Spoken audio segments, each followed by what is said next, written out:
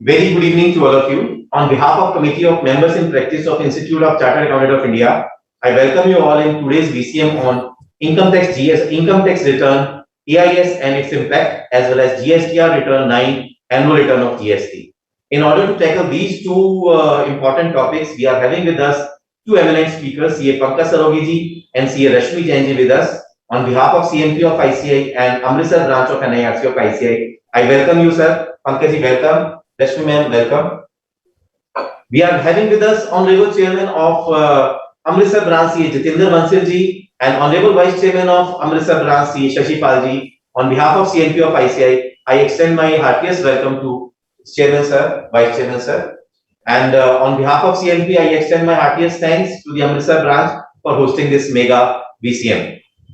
As we all aware that 31st December is approaching, and this date is very important for the taxpayers as well as for the non-audit aspect for the individuals to file the income tax return as well as for the GSTR 9 return, annual return of GST. And December is approaching, and everyone, we are running behind this to file the income tax return as well as GSTR return. And there are certain changes in the income tax return and income tax return like AIS, annual information system, that is based on the financial things which happened last year, like the interest, dividend, and other things apart from interest and dividend also, which we have to include in our income tax return. How to fetch that information, maybe from 26 AS or maybe from AIS, and it is directly come from the AIS in our income tax return. So there are certain questions in the mind of taxpayers as well as assessors and in all the members. So in order to tackle this, we are having with us CA Pankaj Sarogi ji to answer our queries and to enlighten all of us about this AIS and income tax return as well as the 26 AS. So without wasting much more time, may I request the Honorable Vice Chairman, Sir CA Shashi Pal ji, Amritsar branch, to please start the proceedings of the VCM. Over to Shashi Pal ji. Thanks, Shri Anil D. Lal ji, for giving me this opportunity. Eminent speaker of the first session, CA Pankaj Sarogi ji, and for second session, CA Rashmi Jain ji, our worthy chairman, Amritsar branch, CA Jitendra Bansal ji, and all the respective members present in this virtual CP meeting. Good evening and welcome to all.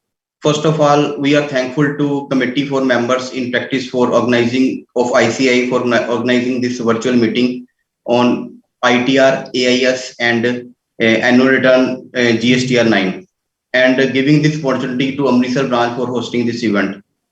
In this virtual CP meeting, star eminent speaker CA Pankaj Sarogi ji and CA Rashmi Jain ji has joined us.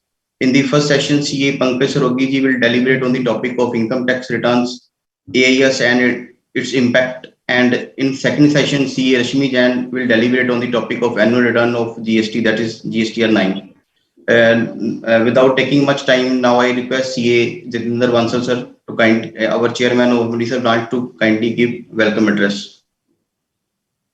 Thank you, Shashi ji. Our guest speaker, Pankaj Sarogi ji. Our second guest speaker, CA Rashmi Jain ji. Shri Anil D. Lal ji. Respected Vice Chairman of the Amritsar branch, Shashi Pal ji. Past Chairman of the Amritsar branch, senior members of the profession, dear friends, colleagues, ladies and gentlemen, and even dear students, a very good evening to all.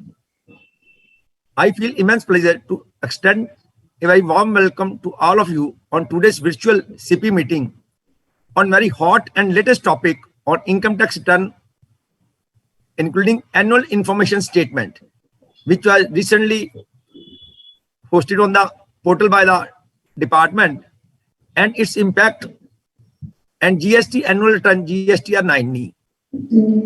Today's virtual meeting was organized by the Committee for Members in Practice of ICAI and hosted exclusively by the Amritsar branch of NIRC of the ICAI. Members, your branch has hosted two webinars on 11th November. First was on MSME and second was on standards on internal audit, benchmarks for quality. Members, with your support, the branch is also organizing a series of 4 virtual seminars on investor awareness program in the current month. Today was the third one, and it was also joined by more than 100 members. Today's first detailed session will be taken by CA Pankaj Sarogi ji, and it's really a very interesting and even more than the interesting, because it is the hour of the need. There are so many items in the AIS which we have to consider before filing the return, especially dividend, your transaction with the mutual funds, transaction with the equity markets, you have any rent you have received. If the someone has filed their return as a salary return, and in that he has paid HRA, it will also reflected in that AIS. There are so many other things that Mr. C.A. Pankaj Sarogi ji will and told about that.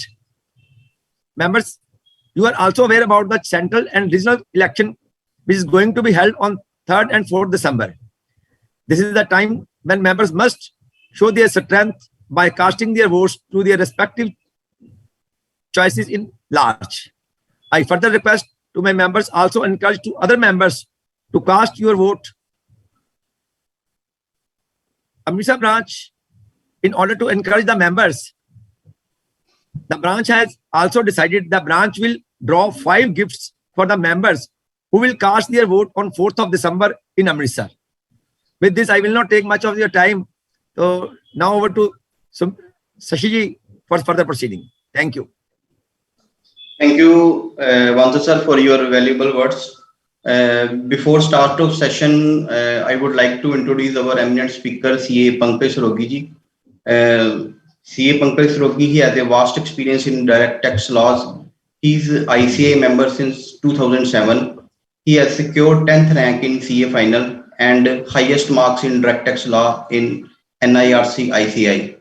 He has completed his graduation degree from SRCC, and he has also holds a diploma in international taxation. He is special invitee of Direct Tax Committee of ICAI for the year 2018-19. He is eminent speaker in seminars, workshops, and trainings on direct tax laws organized by ICAI, PSUs, corporates, etc. This is the short description of our eminent speaker. Without taking much time, I request CA Pankaj Sarogi ji to kindly start your session.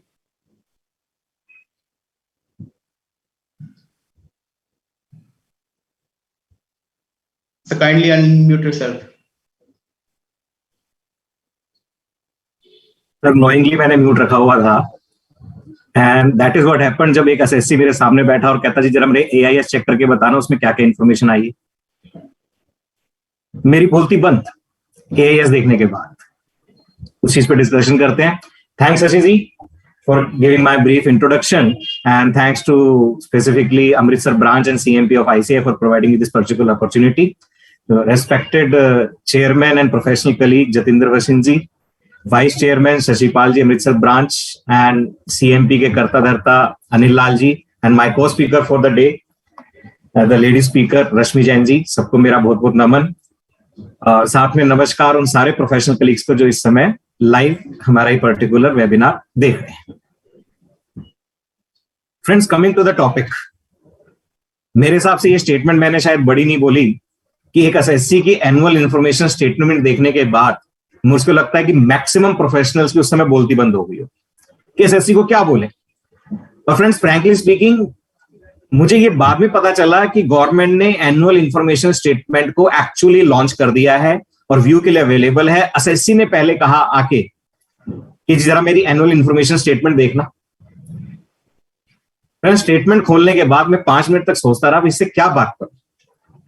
फिर मैंने कहा भाई साहब, आप तो कहते थे कि सैलरीड पर्सन हो, बाकी हम पैसा एफडी में डाल देते हैं और थोड़ा बहुत सेविंग का ब्याज आता है। हम आपसे हर साल कहते थे कि अपनी बैंक स्टेटमेंट्स की कॉपी प्रोवाइड कर दो जस्ट टू गो थ्रू कि भी किस तरीके की ट्रांजैक्शंस हैं, कोई हमें अगर किसी ट्रांजैक्शन पे कॉल लेनी है, डॉक्यूमेंटेशन करना है, हम आपको एक परफेक्ट एडवाइस दे सके। बट ही यूज्ड टू से कि नहीं, I am providing the information, आप बाकी इनकम टैक्स रिटर्न में टैक्स कंप्यूट करके मुझे बता दें कितना टैक्स और जमा कराना है। तो फ्रेंड्स, कभी जमा तो करवाया ही, हमेशा रिफंड ही क्लेम किया। मगर वो एआईएस देखने के बाद पता चला कि भाई साहब तो शेयर मार्केट में फुल फ्लैश ट्रांजैक्शंस कर रहे हैं। पता चला कि वो प्रॉपर्टीज में डील करते हैं और क्या ध्यान रखते हैं कि किसी भी प्रॉपर्टी की ट्रांजैक्शन 50 लाख से ऊपर की ना, जैसे कि टीडीएस काटने का लाइबिलिटी आ जाए, 50 लाख से नीचे की है तो 26 के थ्रू आपको पता नहीं चल रहा, and is taking care of that.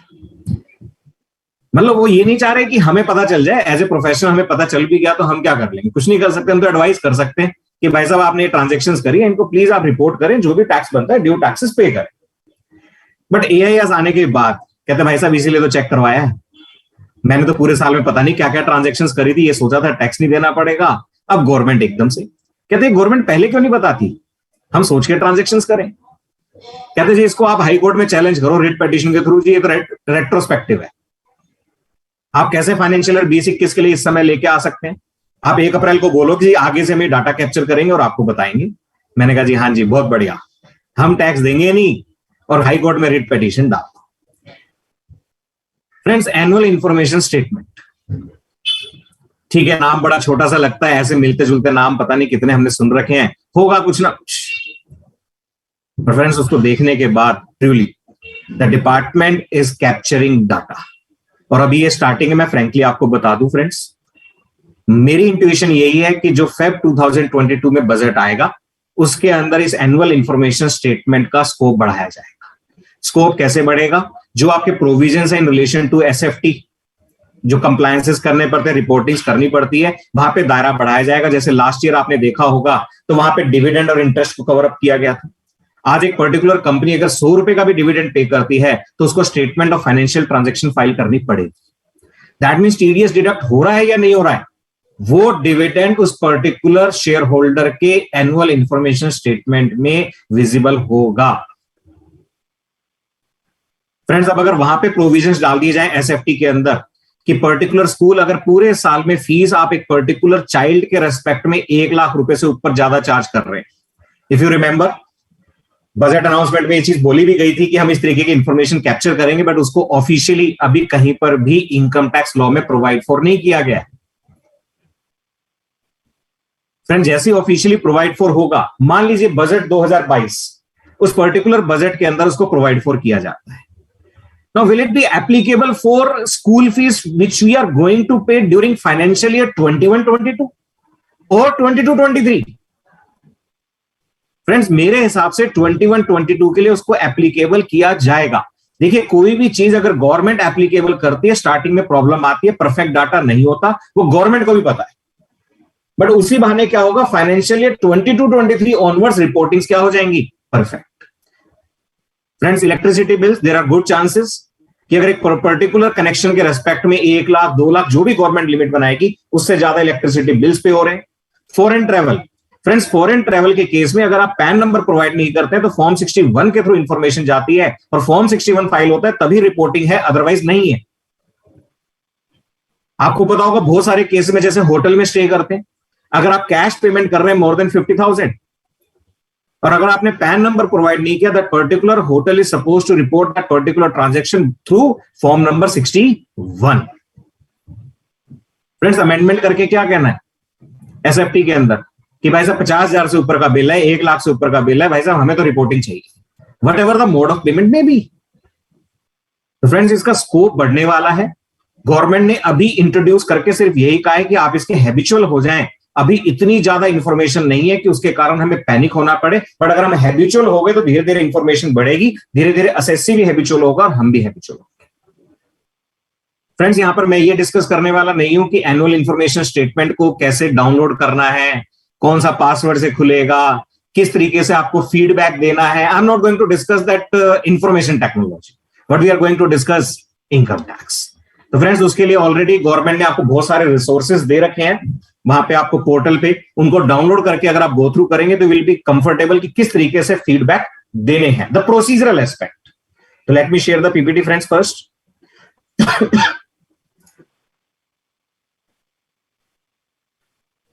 तो फ्रेंड्स, अगर देखा जाए तो सबसे पहले हमें ये क्लैरिटी होनी चाहिए कि गवर्नमेंट के पास, इनकम टैक्स डिपार्टमेंट के पास एआईएस के पर्पस से सोर्स ऑफ इंफॉर्मेशन क्या है। फ्रेंड्स, वहां पर देखिए, अगर एआईएस में इंफॉर्मेशन परफेक्ट होगी तो हमारे लिए प्रॉब्लम कम से कम होगी, और वो इंफॉर्मेशन परफेक्ट होने की जिम्मेवारी और अकाउंटेबिलिटी देखें तो डायरेक्टली और इनडायरेक्टली असेसी की है, उस पर्टिकुलर रिपोर्टिंग पर्सन की नहीं है। अगर मैं एक प्रॉपर्टी परचेज करते या सेल करते समय अपनी पूरी फुल इंफॉर्मेशन प्रॉपरली प्रोवाइड कर रहा हूं, तो प्रॉपर इंफॉर्मेशन ही आपके एआईएस में रिफ्लेक्ट होगी, तो आपके लिए प्रॉब्लम नहीं है। तो इनडायरेक्टली रिस्पॉन्सिबिलिटी किसकी? हमारी। तो इसलिए हमें पता होना चाहिए कि इंफॉर्मेशन के सोर्सेस क्या है एआईएस के लिए। अगर हमें वो सोर्सेस पता होंगे तो वहां पर जब भी हमारी इंफॉर्मेशन फाइल होगी तो हम उसको परफेक्टली डिस्क्लोज करेंगे, जिससे किसी भी प्रकार की एम्बिग्विटी नहीं आए। फ्रेंड्स, उसका एक बेस्ट एग्जांपल लेता हूं आपके सामने, जिसके कारण we face a particular situation 2 years back, और मेरे ख्याल से वो सिचुएशंस अब ज्यादा आएंगी। Now for example, I am seller of a particular property, जिसमें मैं और मेरा भाई को-ओनर्स हैं। जब हमने परचेज किया था तो उस परचेज डीड में भी स्पेसिफाई नहीं था कि हम 50-50% के मालिक हैं, 60-40 के हैं, 95-5 के हैं, व्हाटएवर द केस में। सेल डीड करते समय भी क्या लिखा जी? को-ओनर है, दोनों बेच रहे हैं, काम खत्म। और हमने पैसा ले लिया फॉर एग्जांपल 80:20 की रेशियो में। 80% मैंने लिया और 20% किसने लिया? मेरे ब्रदर ने। फ्रेंड्स, मगर सेल डीड में कहीं पर भी अपरेंटली ये स्पेसिफाई नहीं किया गया कि हमारी ओनरशिप रेशियो 80:20 है या 50:50 है।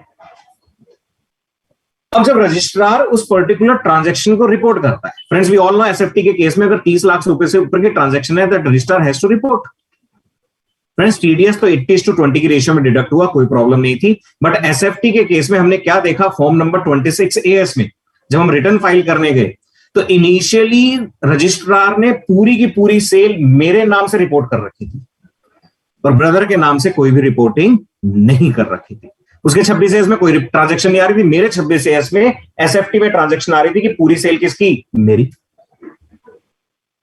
अब फ्रेंड्स, मान लो प्रॉपर्टी बिकी 2 करोड़ की, अब मुझे तो मिले 1.6 CR, मैं सेल प्राइस दूंगा 1.6 CR, बट एसएफटी के हिसाब से मेरे हाथ में सेल प्राइस कितना? 2 CR। फ्रेंड्स, हमें नोटिस फेस करना पड़ा, we have to give the reply substantial documentation.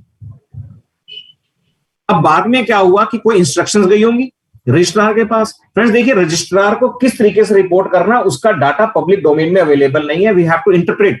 बाद में रजिस्ट्रार को इंस्ट्रक्शन गई होगी कि अगर जॉइंट ओनर्स हैं तो आप उनकी परसेंटेज को स्पेसिफाई करते हुए अमाउंट रिपोर्ट करें।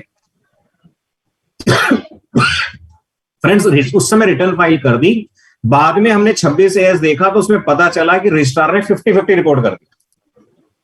क्या रिपोर्ट कर दिया? 50-50। अगर तो सर वो वहां मेंशन नहीं है तो 50-50 आएगा सर। पहले इनिशियली उसने पूरा मेरे नाम रिपोर्ट कर दिया। We have downloaded 26AS।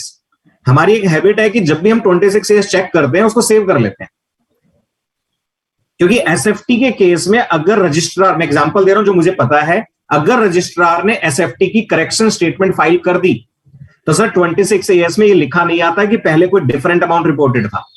TDS के केस में तो लिखा आता है प्लस माइनस, तो हमें पता होता है किस तारीख को क्या रिपोर्ट किया। एसएफटी में पता ही नहीं चलेगा। बाद में वहां 50-50 आ गया। अब सर मेरे लिए तो चलो कोई प्रॉब्लम नहीं, 50-50 आया, 1 करोड़ रुपए, मेरा सेल प्राइस 1.6 CR, ब्रदर के केस में सेल प्राइस 40 लाख, बट उसकी रिपोर्टिंग कितनी हो गई? 1 करोड़।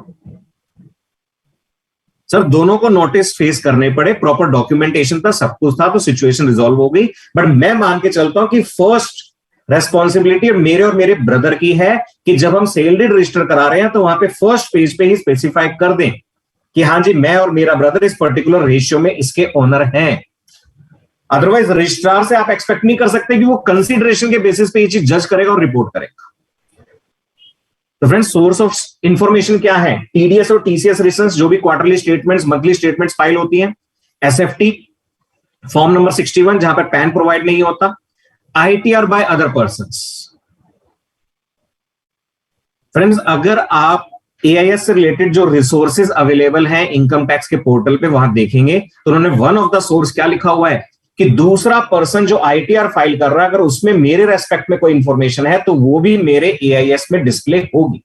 उस पर्टिकुलर एस्पेक्ट को अभी लॉन्च किया या नहीं किया, I can not make any comment. Like best example, सामने वाले ने अगर प्रॉपर्टी बेची तो फ्रेंड्स आईटीआर में बताना पड़ता who is the buyer, buyer का PAN number along with amount, percentage, each and everything. Friends, this is one of the example. अगर आप कंपनी की रिटर्न्स देखें तो कंपनी की रिटर्न्स में we have to file schedule AL1, मेरे ख्याल से सबको पता होगा। वहां पर आपको लोन्स की ट्रांजेक्शन के बारे में बताना होता है along with pan number, opening से लेके क्लोजिंग तक। तो it is quite possible down the lane क्या होगा कि वो सारी इंफॉर्मेशन भी मेरे एआईएस में अवेलेबल होगी कि इस कंपनी ने कहा है जी पंकज सरावगी ने इतने रुपए का ओपनिंग लोन ले रखा था, इतना क्लोजिंग है, इतना ब्याज रेट है, ये सब कुछ।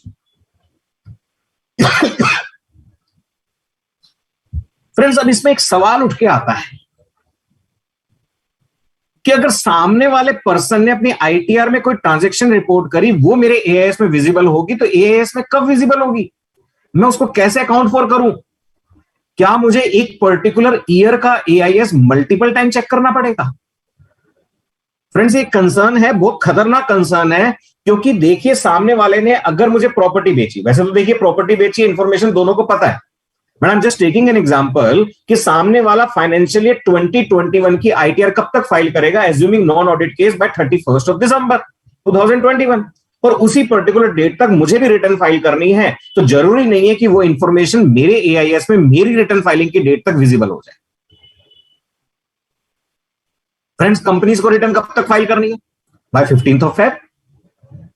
अब वो कोई ट्रांजैक्शन डिस्क्लोज कर रहे हैं, हो सकता है वो गलती कर दे, कुछ डिफरेंट हो, कुछ डिफरेंस ऑफ ओपिनियन हो, मे बी एनीथिंग, मेरे एआईएस में कब डिस्प्ले होगी? In the month of Feb। Sorry friends. Then how to account for that? Friends, पता चला जब तक मैंने एआईएस दोबारा से चेक किया तब तक रिटर्न फाइलिंग की रिवाइज की डेट भी चली गई।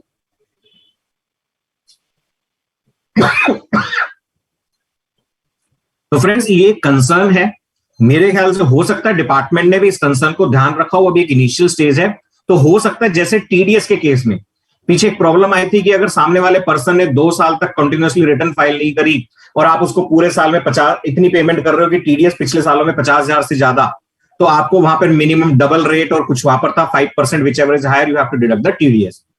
तो फ्रेंड, स्टार्टिंग में जब गवर्नमेंट ने उसका सिस्टम नहीं बताया तो there was a panic in the market, everyone is asking from the another person, mail भेज के, भाई साहब आप हमें अपनी रिटर्न का एक्नॉलेजमेंट नंबर दें, आप कंफर्म करें कि आपने 2 साल की रिटर्न फाइल करी नहीं करी, अदरवाइज हम टीडीएस ज्यादा काटेंगे। But later on the government gives the utility कि आप पैन नंबर डालो, आपके सामने लिखा आ जाएगा यस और no, whether is a specified person और नो। यस है तो आपको ज्यादा टीडीएस काटना है, नो लिखा है तो ज्यादा टीडीएस नहीं काटना, and that exercise you have to done only on the 1st April of the particular financial year. आपको पूरे साल में दोबारा से वो एक्सरसाइज करने की जरूरत नहीं है। I think there should be some kind of system for this also.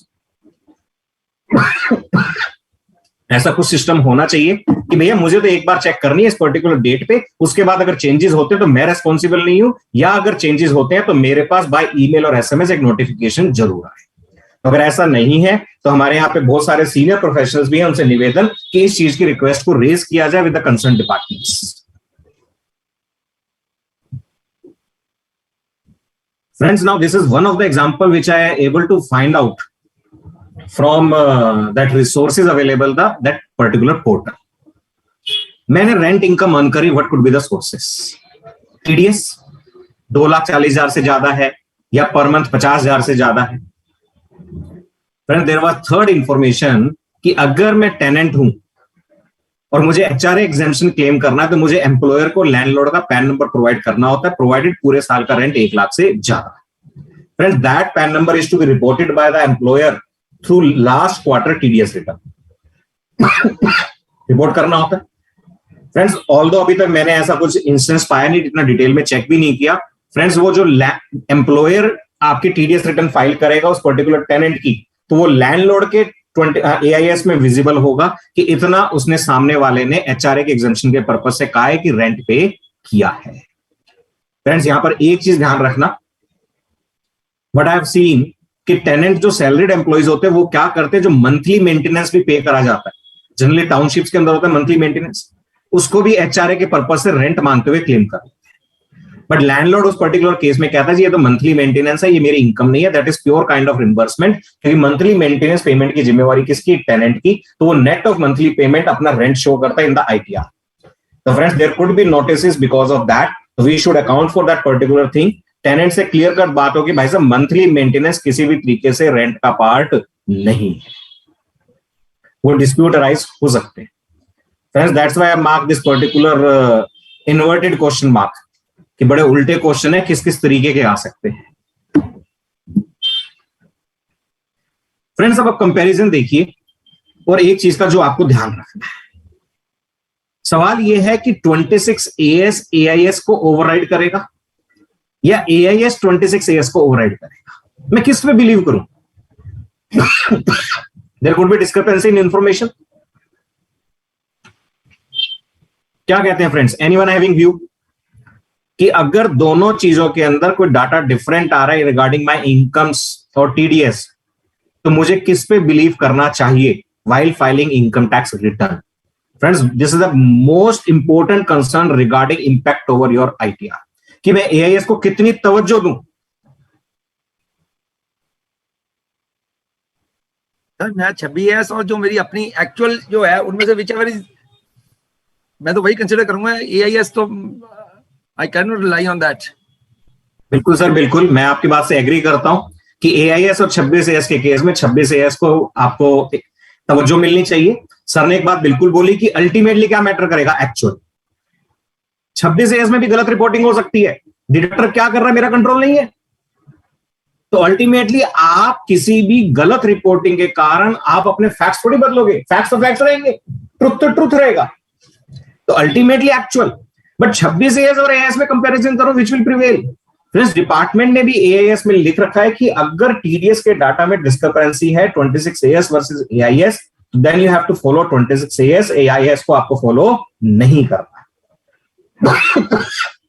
And friends I have seen the case जहां पर फ्रेंड्स TDS की जो 26 AS स्टेटमेंट है that is getting updated on real time. Real time में बोलूंगा, सामने वाले ने मान लो TDS की क्वार्टरली स्टेटमेंट फाइल करी या क्वार्टरली स्टेटमेंट रिवाइज कर दी, तो फ्रेंड्स जनरली 4 से 5 दिन के अंदर हमारे 26 AS में वो करेक्शंस रिफ्लेक्ट हो जाती है। बट फ्रेंड्स वो करेक्शंस AIS में रिफ्लेक्ट नहीं हो रही है। हो जाएंगी शायद, कब तक होंगी we do not have any time period. जहां तक मुझे समझ में आया कि वहां पर जो भी कंसर्न्ड पर्सन है of the department, like commissioner of income tax, whomsoever that duty has been entrusted, उनको बोला हुआ है कि आपको जब इंफॉर्मेशन मिलेगी उस महीने के बाद 3 महीने में आपको 3 महीने के अंदर अंदर AIS के अंदर उस इंफॉर्मेशन को रिपोर्ट करना है। And friend this is the best example with you, this is a particular assessee 26 AS, जो सेंसिटिव इंफॉर्मेशन थी that I have hide knowingly so that I am not sharing any sensitive information of the client with any of the professional. तो friends TDS deduct हुआ था 194J में एक particular assessee का। तो this is what is you can say this is AIS screenshot, कि क्या है आपका AIS का स्क्रीनशॉट। फ्रेंड्स इसमें अगर आप अमाउंट्स देखेंगे तो ये वाले पर्टिकुलर अमाउंट्स आ रहे हैं, these particular amounts are reported. Next page देखिए यहां पर फ्रेंड्स, ये 2 पर्टिकुलर ट्रांजैक्शन, ये 26 AS का एक्सट्रैक्ट है जो आपके सामने है। फ्रेंड्स 10 नवंबर को डिडक्टर ने करेक्शन स्टेटमेंट या जो भी क्वार्टरली स्टेटमेंट कुछ भी फाइल किया था, तो वो 26 AS में तो रिफ्लेक्ट हो गया, बट फ्रेंड्स AIS के अंदर रिफ्लेक्ट नहीं हुआ। फ्रेंड्स ये दोनों स्क्रीनशॉट आज की तारीख के ही, ये आपको ध्यान रखना है फ्रेंड्स कि 26 AS को प्रेफरेंस देनी है, AIS को प्रेफरेंस नहीं देनी है। ये गवर्नमेंट ने क्लियर कट कहा है, क्योंकि गवर्नमेंट को भी अपनी लिमिटेशंस AIS के रेस्पेक्ट में एज ऑन डेट जो लिमिटेशंस हैं वो पता है कि यहां पर रियल टाइम अपडेशंस नहीं है। तो that you have to take care friends. अगला कंसर्न जो आ रहा है हमारे पास बार बार कि AIS और TIS में क्या डिफरेंस है, ये 2 चीजें क्यों प्रोवाइड करी हैं? भाई आपने इंफॉर्मेशन देनी थी, दे देते। ये चक्कर क्या है, एनुअल इंफॉर्मेशन, टैक्स इंफॉर्मेशन, पता नहीं करना क्या चाह रहे हो। फ्रेंड्स AIS देखिए तो कंपैरेटिवली डिटेल्ड है एज कंपेयर टू TIS। दोनों में घूम फिर के इंफॉर्मेशन एक ही है, बट ग्रुपिंग का डिफरेंस है। AIS में जाओगे तो ग्रुपिंग किस बेसिस पे की हुई है, सोर्स कि ये इंफॉर्मेशन SFT के थ्रू आई थी, ये इंफॉर्मेशन TDS के थ्रू आई थी, ये इंफॉर्मेशन फॉर्म 61 के थ्रू आई थी, कहां से आई वो इंफॉर्मेशन। तो अगर आप AIS देखेंगे तो वहां पर आपको इंफॉर्मेशन कैसे मिलेगी कि SFT के थ्रू भाई साहब हमें टाइम डिपॉजिट्स की इंफॉर्मेशन मिली, प्रॉपर्टी की इंफॉर्मेशन मिली, म्यूचुअल फंड्स की मिली, जो आपके क्या कहते हैं डिपॉजिटरीज हैं, जहां पे आपका डीमैट अकाउंट है, वहां से इंफॉर्मेशन मिली, तो उसका पूरा हेड अलग होगा। बट जब आप टीआईएस में जाएंगे तो वहां पर फ्रेंड्स इंफॉर्मेशन कैसे है, nature of income wise, salary. अब सैलरी की इंफॉर्मेशन कहां से पॉसिबल है, फ्रेंड टीडीएस रिटर्न्स के थ्रू पॉसिबल है।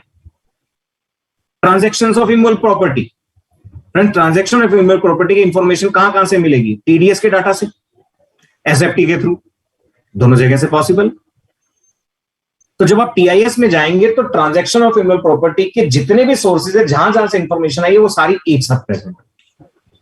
फिर इन्होंने टीआईएस में क्या कहा कि इट इज क्वाइट पॉसिबल कि सेम इंफॉर्मेशन हमारे पास दो जगह से आ रही है, जैसे इमूवेबल प्रॉपर्टी सेम इंफॉर्मेशन आ रही है दो जगह से।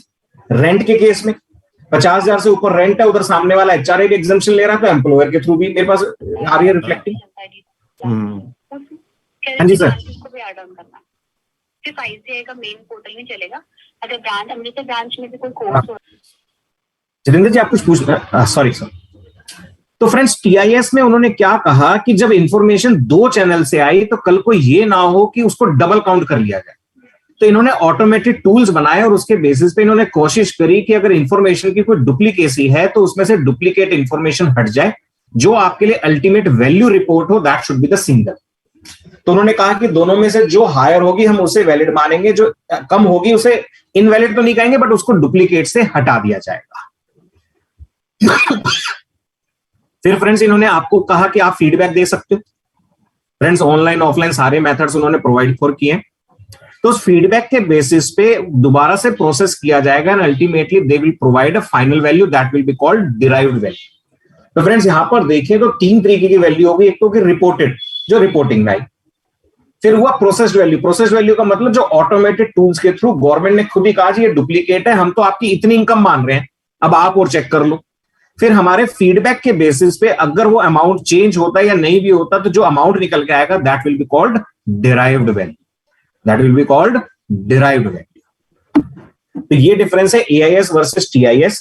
फ्रेंड्स टीआईएस पे फोकस रखें, ध्यान रखें, उसकी डिटेल इंफॉर्मेशन चाहिए तो वो आप एआईएस के थ्रू देख सकते हैं। फ्रेंड्स अब जो फीडबैक देना है क्या वो मैंडेटरी है? नहीं, इट्स प्योरली ऑप्शनल। अब सवाल ये आता है कि जब ऑप्शनल है तो क्या करें। मैंडेटरी कर देते काम खत्म, सोच विचार नहीं था। एसएससी को भी कहते हैं भाई साहब देखो अब तो एआईएस चेक करना पड़ेगा, वर्कलोड बढ़ गया, अब अकॉर्डिंगली आप देख लो। अब ऑप्शनल कर दिया तो बस। फ्रेंड्स ये चीजें ऑप्शनल करते सबसे ज्यादा जो मैं गलत मानता हूं वो किसके लिए होता है? प्रोफेशनल के लिए होता है जो असेसीज को असिस्ट करता है in computing his tax liability. As a professional हमें लगता है कि हम हर चीज चेक करें, बट जब ऑप्शनल है तो असेसी सोचता है कि नहीं भाई साहब इसकी क्या जरूरत है, ऑप्शनल है छोड़ो। तो ये प्रॉब्लम आती है। अब सवाल ये है कि अगर ऑप्शनल और मैं फीडबैक नहीं देता और एआईएस के अंदर इनकम्स ज्यादा है एज कंपेयर टू जो इनकम्स मेरी एक्चुअल है, तो friends it is quite possible कि नोटिस आ सकते हैं। तो एडवाइजेबल है कि you should prepare the reconciliation if applicable for the amounts reported in AIS versus amounts reported in your ITR. और अगर रिकंसिलेशन नहीं है तो फ्रेंड्स सपोर्टिंग डॉक्यूमेंट्स होने चाहिए जो आपके अमाउंट रिपोर्टेड को सब्सटेंशिएट कर सके। अब सवाल यह आता है कि चलो मैं देख लिया, चलो मेरा प्रोफेशनल भी एग्री कर रहा है कि मैं यहां पर फीडबैक दे दूं, क्या फीडबैक देने से कुछ नेगेटिव हो सकता है? और it will always be positive. Friends देखिए नेगेटिव को मैं इस सेंस में नहीं कहता कि मुझे एक्स्ट्रा टैक्सेस देने पड़ेंगे। देखिए आज के दिन अगर एक पर्टिकुलर असेसी की असेसमेंट भी होती है, ऑल्दो असेसमेंट के अंदर क्लीन हैंड्स निकल आएंगे, इफ असेसी इज जेन्युइन तो I do not see there will be any problem, but obviously that require efforts. या तो असेसी के खुद के एफर्ट्स इन्वॉल्व होंगे या प्रोफेशनल को हायर करेगा, तो कॉस्ट एंड एफर्ट्स की इन्वॉल्वमेंट होती है, तो वो भी अपने आप में एक नेगेटिव। तो अगर हम पहले से ही तैयारी करें और अगर असेसी की वो असेसमेंट की ही स्टेज नहीं आए, that is a much better thing. तो फ्रेंड्स मुझे कुछ सर्कमस्टेंसेस लगे जहां पर हो सकता है कि अगर हम फीडबैक देते हैं तो there could be a possibility that apparent assessment proceedings may be there. Like for example एक पर्टिकुलर ट्रांजैक्शन मेरे एआईएस में रिपोर्ट होती है और मैं फीडबैक देता हूं कि ये ट्रांजैक्शन मेरी नहीं है, मिस्टर बी की है, मैंने मिस्टर बी का पैन नंबर प्रोवाइड कर दिया। Now what is the department going to do? Friends वो पर्टिकुलर ट्रांजैक्शन रिपोर्ट होगी एआईएस ऑफ मिस्टर बी, और मिस्टर बी ने अगर उस ट्रांजैक्शन को डिनाई कर दिया तो friends that transaction may be reported as part of high risk transaction and accordingly assessments may be there. तो ये एक पॉइंट है फ्रेंड्स देखने वाला कि फीडबैक किस तरीके से देना है, कौन सी ट्रांजेक्शन्स का देना है, क्या करना है। फ्रेंड्स ऑब्वियसली इसमें प्रोफेशनल इन्वॉल्वमेंट रहेगा। ये फीडबैक आप मान के चलें कि it's not a part of layman. तो एसएससी को भी इस चीज के टूवर्ड्स एडुकेट करें कि भाई साहब ये बहुत ध्यान से आपको फीडबैक देना है, आंख बंद करके फीडबैक दोगे, there could be problems in the future. क्योंकि अगर आपने किसी ट्रांजेक्शन को करेक्ट खुद ही डिक्लेयर कर दिया तो बाद में मुझे नहीं लगता हम डिनाई कर पाएंगे। फ्रेंड्स अगला सवाल अब जो लीगल आता है, मान लो एआईएस में अमाउंट्स रिपोर्टेड है 50 लाख। मेरा मानना है कि मैंने वो ट्रांजेक्शन करी नहीं, मेरा मानना है कि वो ट्रांजेक्शन 20 लाख की है। क्या एक थर्ड पार्टी ने जो इंफॉर्मेशन डिपार्टमेंट के पास सबमिट करी, क्या उस इंफॉर्मेशन के बेसिस पे मुझे कंपेल किया जा सकता है कि मैं सब्सटेंशिएट करूं कि नहीं ये ट्रांजैक्शन गलत रिपोर्ट हुई है, या उस पर्टिकुलर रिपोर्टिंग एजेंसी से डाटा मांगा जाना चाहिए कि आपने किस बेसिस पे रिपोर्टिंग करी, kindly give us the relevant documents. Friends ideally अगर मैं कोई ट्रांजैक्शन डिनाई कर रहा हूं, specifically in case of denial, friends that information substantiating document should be asked from the reporting agency and not from the assessee. Friends मैं अगर एक transaction deny कर रहा हूं तो डिनाई करने के सपोर्टिंग डॉक्यूमेंट्स कहां से लाऊंगा, मुझे ये बताओ। फ्रेंड्स सपोर्टिंग डॉक्यूमेंट सपोर्ट करने के लिए होते हैं, डिनाई करने के लिए पॉसिबल ही नहीं है। मैं कह रहा हूं मैंने ट्रांजैक्शन ही नहीं करी, मेरा डीमैट अकाउंट ही नहीं है। Now how I will be able to prove that I am not having any kind of demat account. Friends पीछे आपने सुना होगा कि लोगों ने क्या करा, कुछ एक पर्टिकुलर कोई रिक्शा पुलर था, उसके नाम से वो जीएसटी के नोटिस आए कुछ, उसका वो पैन कार्ड यूज करके जीएसटी का रजिस्ट्रेशन करवा लिया। अब रिक्शा पुलर कैसे डिनाई करे, मुझे ये बताओ कि जी मैं जीएसटी में रजिस्टर्ड नहीं हूं, मैं बिजनेस कैरियर नहीं। क्या डॉक्यूमेंट्स के बेसिस पे ये चीज करी जा सकती है? आई do not think so. Friends मेरे दिमाग में तो कोई सॉल्यूशन नहीं आया। फ्रेंड्स देखिए जब मैं इनकम टैक्स एक्ट की बात करता हूं तो वहां पर सिंपली इतना ही लिखा है कि इनकम टैक्स डिपार्टमेंट आपके साथ एनुअल इंफॉर्मेशन स्टेटमेंट शेयर करेगा, उसके बाद से रिलेटेड कोई भी चीज एक्ट में नहीं लिखी। ये तो जो इन्होंने पोर्टल पे एआईएस डाला तो वहां पर एक प्रोसीजर डाला है कि आप अपना फीडबैक दे सकते हैं, बट इसका मतलब ये नहीं है कि मुझे एज एन एसएससी कंपेल किया जाए कि हर चीज की सपोर्टिंग मैं दूं। पहले सपोर्टिंग किससे मांगी जाए? उस रिपोर्टिंग एजेंसी से। अगर एसएफटी के अंदर मेरे नाम से कोई इमूल प्रॉपर्टी की ट्रांजैक्शन एक पर्टिकुलर क्वांटम है, मैं उसको डिनाई करता हूं, मैं यह कहता हूं कि क्वांटम वेरी करता है, तो department first should ask copy of sale deed from the registrar and not from the assessee. Friends otherwise ये असेसी के लिए बहुत ही बर्डनसम हो जाएगा एक एक चीज का जवाब देना, एक एक चीज देखना। और अगर ये चीज करते हैं तो शायद प्रोफेशनल्स के लिए अच्छा होगा, बुरा होगा मुझे नहीं पता। मुझे लगता है अगर थोड़ा सा भी अगर कोई बिजनेसमैन है तो उसको पता चला कि एक चार्टर्ड अकाउंटेंट एक प्रोफेशनल को परमानेंट इसी काम के लिए एंगेज करना पड़ेगा कि भाई साहब आप हर महीने चेक करोगे और हर महीने फीडबैक दोगे, आपको तो यही कंप्लायंस करना है आपको। फ्रेंड्स चार्टर्ड अकाउंटेंट के लिए देखिए मुझे लगता है इस कारण से प्रोफेशनल अपॉर्चुनिटी बढ़ जाएगी और पता नहीं सर प्रोफेशनल अपॉर्चुनिटी क्या बढ़ेगी, सिर्फ मेहनत बढ़ जाएगी। उस पार्टी ने यही कहना है आप देखो अपने आप इसको देखो जी, नथिंग एल्स। टिकली वही होना है सर ऐसे कर देता हूं, प्रोफेशनल अपॉर्चुनिटी बढ़ जाएगी without increment in fees. Without increment fees. Friends अब जो इश्यूज आ सकते हैं, कुछ इश्यूज मेरे दिमाग में आए कि जहां पर रिपोर्टिंग के कारण और मेरे कुछ पर्टिकुलर मेथड ऑफ अकाउंटिंग के कारण डिफरेंसेस आ सकते हैं। Now friends it is quite possible कि बैंक तो देखिए एक्रूअल बेसिस पे इंटरेस्ट की रिपोर्टिंग करता है। आप इंटरेस्ट सर्टिफिकेट भी लाते हो, आपने देखा होगा, तो वहां पे सब कुछ एक्रूअल बेसिस पे होता है। इट इज क्वाइट पॉसिबल कि एफडी का इंटरेस्ट आपको क्वार्टरली मिल रहा है और क्वार्टर कंप्लीट कब हो रहे हैं? फेब में और मई में। That is possible. अगर मैंने फेब में कोई एफडी करी है तो क्वार्टरली इंटरेस्ट कब आएगा? मई, फिर 3 महीने जोड़ लो, फिर 3 महीने जोड़ लो।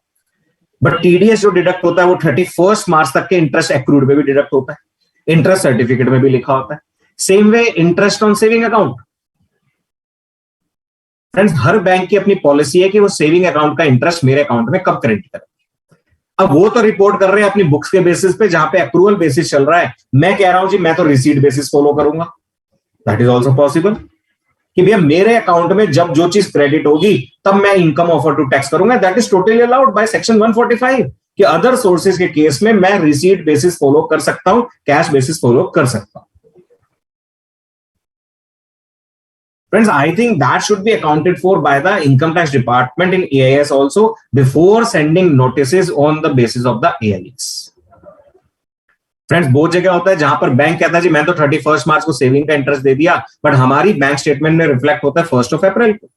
अब मैं अगर कैश बेसिस फॉलो कर रहा हूं तो वो इंटरेस्ट मेरी 31 मार्च के इनकम का पार्ट नहीं है। क्या यहां पर मैं फीडबैक दे दूं ये इंफॉर्मेशन किसी और साल की है? नो फ्रेंड्स, ये इंफॉर्मेशन है तो फाइनेंशियल ईयर 2021 की। ये तो मेरा मेथड ऑफ अकाउंटिंग है जो कहता है कि ये इनकम इस साल की नहीं है, दोनों चीज में डिफरेंस है। ऑल्दो वहां पर एक ऑप्शन आता है कि आप कह सकते हो ये इंफॉर्मेशन इस साल की नहीं है, किसी दूसरे साल की है। No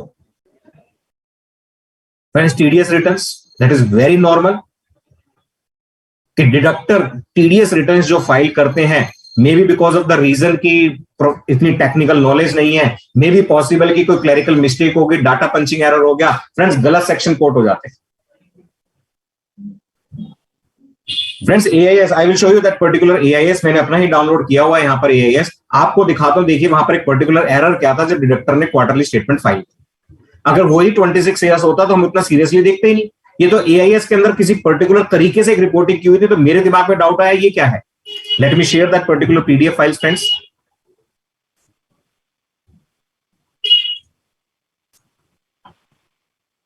Friend, this is my particular AIS and TIS for financial year 2021. किसी को मोबाइल नंबर और ईमेल आईडी नोट करना हो तो most welcome to note. Indirectly सारे काम करने पड़ते हैं।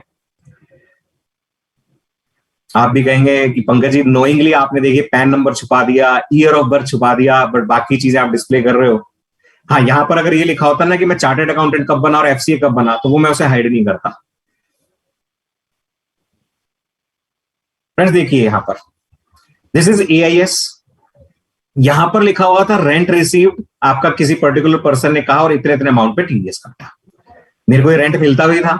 मैंने कहा यार यहाँ पे 6 एंट्री आ रही है, रेंट तो पूरे 12 महीने का आया है। भाई साहब ने तो कोविड काल था फिर भी उन्होंने पूरे 12 महीने का दिया, अच्छे आदमी थे। मैं बाकी 6 महीने का TDS कहां गया? मैंने कहा रेंट देके TDS के थ्रू रेंट तो नहीं वसूल लिया। फ्रेंड्स आगे गया, आगे चला तो friends rent on plant and machinery. मैंने कहा जी ये क्या हो गया, मैंने प्लांट एंड मशीनरी कभी परचेज ही नहीं करी, तो लेट आउट की तो बात ही दूर की है। फ्रेंड्स ये AIS TIS देखने के बाद रियलाइज हुआ कि सामने वाले ने जब क्वार्टरली स्टेटमेंट फाइल करी तो उसमें TDS का सेक्शन 194I ब्रैकेट B की बजाय उसने पर्टिकुलर 2 क्वार्टर में 194I ब्रैकेट B रिपोर्ट कर दिया, A रिपोर्ट कर दिया। फ्रेंड्स ऑल्दो हमारे पॉइंट करने के बाद he has filed revise quarterly statement 26 AS में करेक्ट इंफॉर्मेशन आ गई है, but this is downloaded today only. AIS के अंदर अभी तक अपडेट नहीं हुआ है।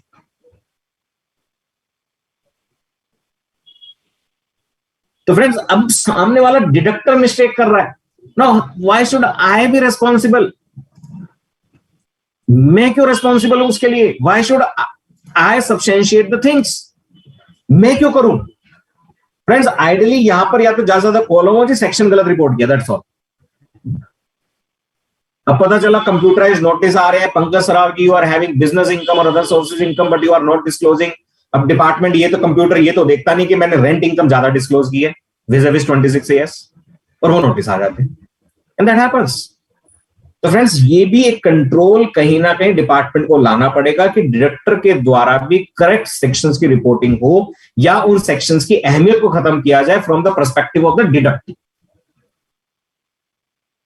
कि डिडक्टी के पर्सपेक्टिव में हम नहीं देखेंगे सेक्शन कौन सा है। डिडक्टर के लिए समझ में आता है 2% काटना है, 5% काटना है, 10% काटना है, but not from the perspective of deductee. Why should be I mistake? SFT joint ownership that we have discuss already. Friends अब मैंने एक रेजिडेंशियल हाउस बेचा, मेरा बिलीफ है रेजिडेंशियल हाउस, बट पता चला कि किन्हीं कारणों से गवर्नमेंट रिकॉर्ड्स में वो एग्रीकल्चर लैंड है। अब जब रजिस्ट्री कराने जाओगे तो एग्रीकल्चर लैंड की होगी। फ्रेंड्स प्रैक्टिकली ये सारे काम होते हैं, बट मैंने रेजिडेंशियल हाउस बेचा तो मैं तो सेक्शन 54 की एग्जेम्पशन लेना चाहता हूं। फ्रेंड्स अभी तक ये प्रॉब्लम नहीं थी। एसएफटी की जो रिपोर्टिंग 26 AS में आती थी वहां पर कहीं पर भी नहीं लिखा होता था कि रेजिडेंशियल हाउस है, एग्रीकल्चर लैंड है, वहां तो लिखा होता था इमूवेबल प्रॉपर्टी। काम खत्म। फ्रेंड्स अगर आप AIS देखेंगे तो वहां पर लिखा हुआ है एग्रीकल्चर लैंड है, रेजिडेंशियल हाउस है, ये सब चीजें। तभी प्रैक्टिकल प्रॉब्लम्स क्रिएट होंगी। मैं सेक्शन 54 की एग्जेम्पशन लेने जाऊंगा तो डिपार्टमेंट में take AIS as the base कि भाई साहब AIS के अंदर देखो एग्रीकल्चर लिखा हुआ, तो भाई साहब AIS has no legal authority to substantiate against me something. आप उसको कंक्लूसिव एविडेंस नहीं मान सकते किसी भी तरीके से, but we know the procedure which was adopted till date in the assessments, we know practically हमें पता है कि किस तरीके से किसी भी डॉक्यूमेंट को बेस बना के वो tax. Friends, we are fighting a particular case, I will tell you the brief facts.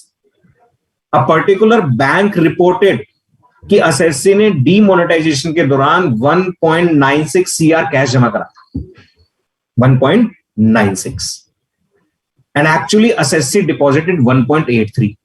अब वो केस स्क्रूटनी में आया तो एसएससी ने बैंक से सर्टिफिकेट लिया, बैंक ने लिख के दिया सर्टिफिकेट पे कि 1.83 जमा कराए हैं, और वो सबमिट कर दी during the course of assessment. Friends, addition was made on the plea कि नहीं जी हमारे पास रिपोर्टिंग 1.96 की है, आप बैलेंस 13 लाख को एक्सप्लेन नहीं कर पा रहे, तो हम 13 लाख रुपए आपकी इनकम में जोड़ रहे हैं। तो फ्रेंड्स, उस पे 77.25 जो भी रेट एप्लीकेबल था उस साल के लिए वो अप्लाई कर दिया, only on the basis provided by a particular bank through SFT, that's all. कोई बैंक से कागज नहीं मांगा, और मैं तो काउंटर बैंक से कागज लाके दे रहा हूं, बैंक ही लिख के दे रहा है 1.83, but we know that how that assessments are being handled। तो फ्रेंड्स, अगर यही असेसमेंट हैंडल करने का तरीका अगर एआईएस पे भी अडॉप्ट हो गया तो I think there going to be problem. तो वो एक सिस्टम चेंज करने की जरूरत है, अदरवाइज एआईएस का जो एक अच्छा पर्पस है जो गवर्नमेंट के दिमाग में एसएससी के लिए भी बहुत अच्छी चीज है, वो पर्पस खत्म हो जाएगा। Friends, it will be a tool for harassment for the SSC. This is applicable to all the citizens of India ना? क्या चीज sir, please again? This is applicable to all the citizens of India, so no need to worry। Sir वो तो है, but बात वही है ना कि सर नोटिस आता किसके पास है? डोंट वरी सर, वो जो सिस्टम ने सबके लिए निकालना है, तो अपने आप धीरे धीरे वो एक आध साल में ठीक हो जाएगा सारा। फिर चलो हो जाएगा तो सर बढ़िया, मैं तो कहता हूँ दिस इज अ बून, बहुत अच्छी चीज जो इन्होंने निकाली है कि एसएससी भी कई बार मिस्टेक कर जाता है, भूल जाता है चीजों को, तो उसको ध्यान रहेगा कि नहीं भाई साहब मैं भूलू नहीं, ये चीजें हैं वहां पे। सर एसएससी इसमें गवर्नमेंट एम्प्लॉय भी एडिड है ना? सर गवर्नमेंट एम्प्लॉय भी है, नॉन रेजिडेंट्स भी हैं। अगर आप नॉन रेजिडेंट्स के भी लॉग इन करके अगर आप एआईएस देखेंगे तो वहां पर वो भी विजिबल है। कई जगह पे ये अच्छा होगा, क्योंकि कई जहां पे वो हिडन हो जाती है इंफॉर्मेशन, तो गवर्नमेंट को कुछ रेवेन्यू आएगा। बिल्कुल सर, मैं तो कह रहा हूँ सर अगर अच्छा तरीके से यूज होगा तो इससे तो रेवेन्यू बहुत बढ़ेगा। तो मैं कहता हूँ सर टैक्स पेयर्स बढ़ेंगे तो टैक्स पेयर्स बढ़ेंगे, आप और हमारे जैसों के लिए भी अच्छा है कि टैक्स पेयर्स बढ़े। वो जो आपने स्टार्टिंग में सर सैलरी का बोला ना, वो कई और का क्या होता है कि अलग अलग में एफडीआर होती है, इंटरेस्ट आया होता है, वो कहते नहीं है नहीं है, अब वो एआईएस में बोलेगा तो दे हैव टू पे 30%। बिल्कुल सर, बिल्कुल बिल्कुल बिल्कुल, that is quite normal sir. TDS नहीं कटा होता तो वो तो नॉर्मल है सर। ये तो मेरे को भी ध्यान है, आज से 5 या 6 साल पहले कोई पर्टिकुलर बैंक ने ना बाहर एडवर्टाइजमेंट लगा रखा था कि आरडी पे हम इंटरेस्ट दे रहे हैं 9.05, उस समय का रेट अब तो बिल्कुल ही नहीं रहा। तो मेरे को लगा यार आरडी में 9.05, आई हैव ट्विन डॉटर्स, तो मैंने कहा चलो दोनों के नाम से एक आरडी स्टार्ट कर लेते हैं, थोड़ी सी सेविंग्स हो जाएंगी।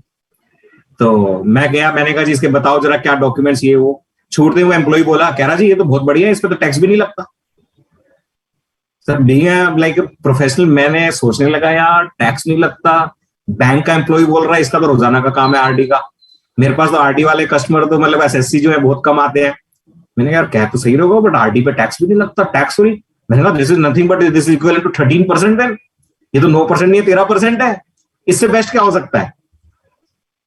तो मैंने कहा सर मेरे को बात आपकी जज नहीं रही, सर आप कह रहे हो टैक्स नहीं लगता, तो वो समझ गए कुछ तो गड़बड़ है। कहता जी आप मेरे मैनेजर से मिलो, वो ज्यादा बेटर बताएंगे। मैनेजर से मिला, वो भी समझ गए प्रोफेशनल है। कहते सर देखो टीडीएस नहीं कटता। सर ये उस समय की बात है जब टीडीएस नहीं कटता था आरडी के इंटरेस्ट पे। कहते जी टीडीएस नहीं कटता, टैक्सेबल होता है, तो लोग उसको आईटीआर में शो नहीं करते। मैंने सर आप मरवाओगे किसी को किसी दिन, बताओ ऐसे काम मत क्या करो, जो फैक्ट है वो बताया करो, गलत मत बताया करो। सर वो बस डिपॉजिट लेने के चक्कर में ना, बिल्कुल बिल्कुल। तो सर अब देखिए क्या होता है प्रोसीजर में, मैं जाता हूं जब मैंने रिसोर्सेज पढ़े तो कुछ आप फ्रेंड्स मैं रिकमेंड करूंगा कि जितने भी रिसोर्सेज एआईएस से रिलेटेड इनकम टैक्स के पोर्टल पे अवेलेबल है उनको एक बार जरूर गो थ्रू करें। फ्रेंड्स अब क्वाइट पॉसिबल कि मैंने कोई ट्रांजेक्शन करी, जैसे मैं होटल में गया और होटल में मैंने कहा जी मेरे पास पैन कार्ड नहीं है, उन्होंने कहा आधार कार्ड दे दो, मैंने कहा आधार कार्ड ले लो। आधार कार्ड नहीं है, उन्होंने कहा जी और कोई इन्फॉर्मेशन दे दो, कुछ तो आईडी प्रूफ चाहिए, that is mandatory. Driving license हो गया, वोटर आईडी हो गया, कुछ तो हो गया। अब मैंने पेमेंट भी कैश कर दी 50,000 से ज्यादा। Now that particular hotel is supposed to file form number 61 with the income tax department, और जो इन्फॉर्मेशन उसने कैप्चर की वो सारी प्रोवाइड करनी है। अब पॉइंट ये है कि डिपार्टमेंट उसको कैसे ईआईएस में शो करेगा, क्योंकि पैन नंबर तो है ही नहीं। फ्रेंड्स उन रिसोर्सेज में लिखा हुआ है कि एट्रीब्यूटेबल आधार नंबर और अदर की फीचर के बेसिस पे एक पैन नंबर अलॉट किया जाएगा। चलो जी, कर दिया आपने, ये भी अच्छी बात। मेरे 107 रुपए और बच गए पैन एप्लीकेशन के, मेरे नाम से पैन ऑटोमेटिक जनरेट। बट अगर मैं ऑलरेडी पैन होल्डर हूं और मैं उस दिन होटल विजिट करने गया और मैं पैन कार्ड कैरी नहीं कर रहा, मुझे अपेरेंटली अपना पैन नंबर याद भी नहीं है, देन व्हाट टू डू? अब किसी भी कारण से अगर वो डुप्लीकेट पैन जनरेट हो गया, now who will be responsible? मैंने तो अप्लाई नहीं करा, मेरे पास किसी कारण से नहीं है, that is a genuine difficulty कि मैं उस दिन पैन कार्ड कैरी नहीं कर रहा, तो मैं उसकी फोटोकॉपी नहीं दे पाया। वर्बल पैन नंबर लिख के दूंगा तो जनरली होटल मानता नहीं है, देन व्हाट टू डू? तो फ्रेंड्स ये चीजें भी मुझे नहीं पता वो ऑटोमेटिक टूल्स के बेसिस पे उन्होंने कितना, कहते हैं ना, विस्तृत सॉफ्टवेयर बनाया है कि वो डुप्लीकेट पैन का ये इशू नहीं आ जाए कि डुप्लीकेट पैन इशू हो रहा है। तो ये इश्यूज आएंगे। तो फ्रेंड्स आईटीआर भरते समय मैंने स्टार्टिंग में ही बोला था कि ये जिम्मेवारी ज्यादा हमारी है एज एन एसएससी, ना कि इनकम टैक्स डिपार्टमेंट की, ना कि उस रिपोर्टिंग एजेंसी की, कि हम कहीं पर भी जाएं तो अपनी परफेक्ट तरीके से हमारी इंफॉर्मेशन प्रोवाइड करें। और शायद इसीलिए गवर्नमेंट ये इस टाइम पीरियड में लेके आई है। जो मेरी एक इंट्यूशन है कि शायद फाइनेंशियल ईयर 2021 के लिए गवर्नमेंट एआईएस को बेस ना बनाए फॉर इशूइंग नोटिसेस। हाँ, जिसका स्क्रूटनी में और किसी कारण से सिलेक्ट हो गया तो वहां पर इस इंफॉर्मेशन को यूज किया जा सकता है, बट शायद इसको फ्रेश नोटिस इशू करने के लिए बेस नहीं बनाया जाए, जिससे कि हमें आइडिया लग जाए कि आगे से क्या ध्यान रखना है। तो फ्रेंड्स एटलीस्ट हम आज 24 नवंबर है, तो आज से नियम बना लें कि पैन कार्ड ऑलवेज जेब में कैरी करें। फ्रेंड्स ये इकलौता आईडी प्रूफ है, जिस पर्पस के लिए बनाया गया उस पर्पस पे काम नहीं आता। वोटर आईडी वोटिंग पर्पस से दिखाना पड़ता है, पासपोर्ट पर्पस है फॉरेन ट्रेवल, दिखाना पड़ता है, पैन कार्ड इनकम टैक्स के पर्पस से कहां दिखाना पड़ता है? तो ये तो आईडी प्रूफ के रूप में यूज होता है, इनकम टैक्स के पर्पस से यूज नहीं होता। Friends duplicate at the cost of 50 और समथिंग और जो भी रुपए लगते हैं अवेलेबल, मैक्सिमम 15 दिन घर पे आ जाता है। ई पैन कार्ड हर जगह अवेलेबल, मोबाइल में सेव कर लो। तो फ्रेंड्स गवर्नमेंट उस चीज को फैसिलिटेट करनी है, तो हम नियम बना लें कि पैन कार्ड तो हमारी जेब में होना चाहिए, चाहे जो मर्जी हो जाए। Friends business of trading in securities ध्यान रखना, छोटा सा पॉइंट, क्योंकि जो एआईएस में रिपोर्टिंग हो रही है वहां पे हर ट्रांजैक्शन के आगे लॉन्ग टर्म शॉर्ट टर्म लिखा हुआ है। तो दे आर एज्यूमिंग कि आप कैपिटल गेन्स मानोगे, but it is quite possible कि मेरा बिजनेस हो, मैं इन ट्रांजेक्शन्स को मैं बिजनेस हेड में डिस्क्लोज करता हूं।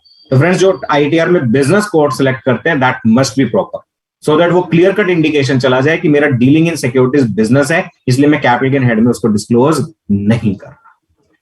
फ्रेंड्स अनदर प्रॉब्लम क्या आ रही है कि एआईएस, जो मैं प्रॉब्लम नहीं कहूंगा, शायद हो सकता है उसका सोल्यूशन निकल आए, शेयर मार्केट की मुझे नॉलेज भी रेस्ट्रिक्टेड है, कि एआईएस के अंदर वो क्या कर रहा है कि अगर आपने कोई सिक्योरिटीज की सेल करी है तो वो उसको कॉरस्पॉन्डिंग परचेज से लिंक करने की कोशिश भी कर रहा है।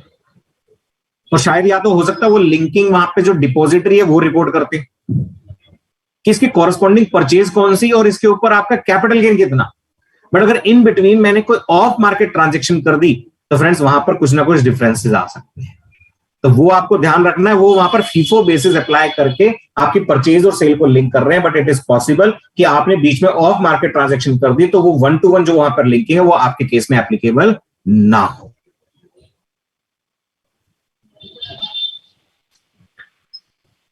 That we have discussed friends, अगर ऑटोमेटेड टूल्स लगा दिए एआईएस वर्सेस आईटीआर प्रोसेसिंग के ऊपर, तो friends definitely plethora of notices will be there specifically under section 143(1). But 143(1) को मैं फ्रेंड्स अभी इसलिए नहीं मानता क्योंकि जो एआईएस का आपका नया section, I am not able to recall that particular section whatever, उसका रेफरेंस आपके 143(1) में नहीं दिया, 143(1) में नहीं दिया। तो I do not think so that legally the department can use the AIS while processing ITR, कि वहां पर आपको 143(1) में नोटिस इशू किया जाए। Friends, these are all basic की AIS, TS CAT, 26AS plus infinity, 26AS we all know क्या क्या रिपोर्ट होता था। फ्रेंड्स अब हम देखेंगे AIS, TIS में क्या क्या रिपोर्ट होगा, just a list, that's all. Salary related friends maximum TDS based है, rent received, dividend, friends dividend 100 रुपए का है तो भी रिपोर्टिंग आएगा।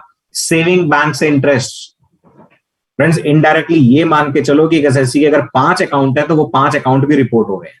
इंटरेस्ट तो रिपोर्ट हो ही रहा है, indirectly number of bank accounts are also getting reported, deposits, बाकी इंटरेस्ट, इनकम टैक्स रिफंड पे इंटरेस्ट। फ्रेंड्स इसमें चैलेंजेस आते हैं, कई बार डिपार्टमेंट रिटर्न प्रोसेस कर देता है बट किसी कारण से आपके अकाउंट में रिफंड नहीं आता, बैंक अकाउंट वैलिडेट नहीं है, बैंक अकाउंट बंद हो गया, कुड बी एनी रीजन। तो जो आपके AIS 26 AS में भी रिफंड का इंटरेस्ट दिखाई देता है वो उस साल के 26 AS में दिखाई देता है जिस साल वो आपकी प्रोसेस हो गई रिटर्न। बट आपको एक्चुअली इनकम टैक्स रिफंड पे जो इंटरेस्ट होता है उस पर हम टैक्स कब पे करते हैं, रिसीट बेसिस। जनरली वही सिस्टम फॉलो होता है even in the case of corporates also. तो ये आपको एक ध्यान रखना है कि आपको रिफंड कब मिला, किस साल की इनकम है, और एज पर 26 AS AIS वो किस साल की इनकम है। तो that must be substantial documents with you. Friends plant and machinery का rent, winning from lotteries, crossword puzzles, horse races, accumulated balance of PF from employer. Friends, these are for non-residents. Then bonds and government securities पे interest. फिर आपका last इस page पे insurance commission, life insurance policy. Friends इसमें भी chances bright है। अभी तो देखिए जहां पे TDS डिडक्ट होता है उसकी रिपोर्टिंग होती है, but there are good chances कि आपका नेक्स्ट ईयर ऑनवर्ड्स आपने प्रीमियम पे किए पूरे साल में 1 लाख से ज्यादा पॉसिबल है। और फ्रेंड्स आज के दिन तो जब से शेड्यूल AL आया इंडिविजुअल ITRs में, इट इज हाईली एडवाइजेबल कि आप प्रीमियम पेड्स का भी डिटेल बना के रखें। उसको अगर पर्सनली कोई अपनी बैलेंस शीट बनाता है तो उसको एक्सपेंस ऑफ नहीं करें, उसको असेट माने कि इस पॉलिसी पे आज तक इतना प्रीमियम पे हो चुका है। फ्रेंड्स सेल ऑफ लैंड और building, sale of vehicle, friends vehicle की reporting, securities market, off market debit transactions, credit transactions, business receipts. Friends ये बिजनेस रिसीट्स आपके TDS के बेसिस पे हैं, TCS के बेसिस पे है, business expenses same way, rent payments, miscellaneous payments, cash deposit withdrawals और पेमेंट्स, ये सारी भी रिपोर्टिंग किस बेसिस पे, या तो आपने cash deposit withdrawal bank accounts में किया है 10 लाख 50 लाख से ज्यादा, या फिर कैश पेमेंट्स आपकी जो 50,000 से ऊपर जहां पर आपने पैन नंबर नहीं दिया वो रिपोर्टिंग्स हो रही है, तो that is possible. Outward foreign remittance, purchase of foreign currency, receipt of foreign remittance. Friends ये पहले मुझे वर्ड कंफ्यूज किया करता था, रिसीट ऑफ फॉरेन रेमिटेंस क्या होता है। Friends generally I have seen in the case of that scrutiny में रीजंस असाइन होते थे, चाहे लिमिटेड है या कंप्लीट है, वहां पर असेसिंग ऑफिसर कहता था भाई साहब आपको फॉरेन रेमिटेंस मिली है वो लेके आओ। हम एसएससी की सारी बुक चेक करते थे, भाई साहब फॉरेन से तो 1 भी रुपया नहीं आया, ये चक्कर क्या है। Now friends I am able to see an example, like we are having one NRI assessee, तो इनकम टैक्स डिपार्टमेंट ने जो रिफंड पे इंटरेस्ट दिया, जो यहां पर इंडिया में सेविंग अकाउंट खुला हुआ है NRO अकाउंट, उस पे जो इंटरेस्ट दिया उसको AIS में रिपोर्ट कर रखा है receipt of foreign remittance, receipt of foreign remittance. अगर हम इसको एज ए लेमैन पढ़े तो इसका मतलब निकल के आता है कि मुझे फॉरेन से पैसा मिला है। It is not so. जो यहाँ पे डोमेस्टिक आपको पेमेंट्स मिल रही है बट टू द NR, उसके लिए उन्होंने एक वर्ड यूज कर रखा है receipt of foreign remittance. Foreign travel, purchase of immovable property, purchase of vehicle, purchase of time deposits. Friends credit card, debit card, we all know 1 lakh से ऊपर अगर आप क्रेडिट कार्ड में कैश जमा कराते हैं, 10 लाख से ऊपर अगर आप क्रेडिट कार्ड यूज करते हैं।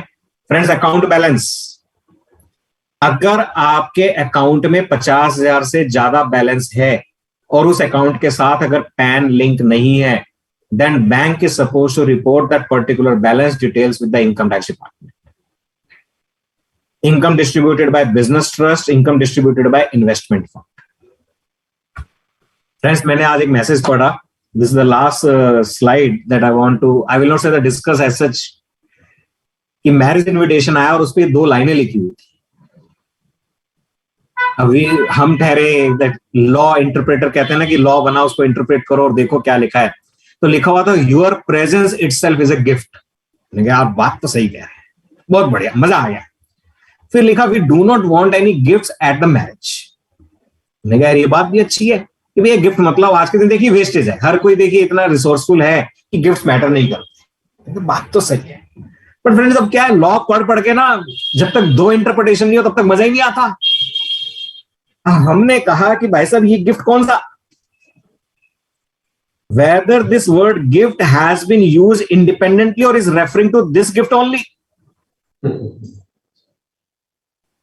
अगर ये गिफ्ट वर्ड इस गिफ्ट वर्ड को रेफर कर रहा है तो indirectly that particular person is saying भाई साहब आने की जरूरत नहीं है,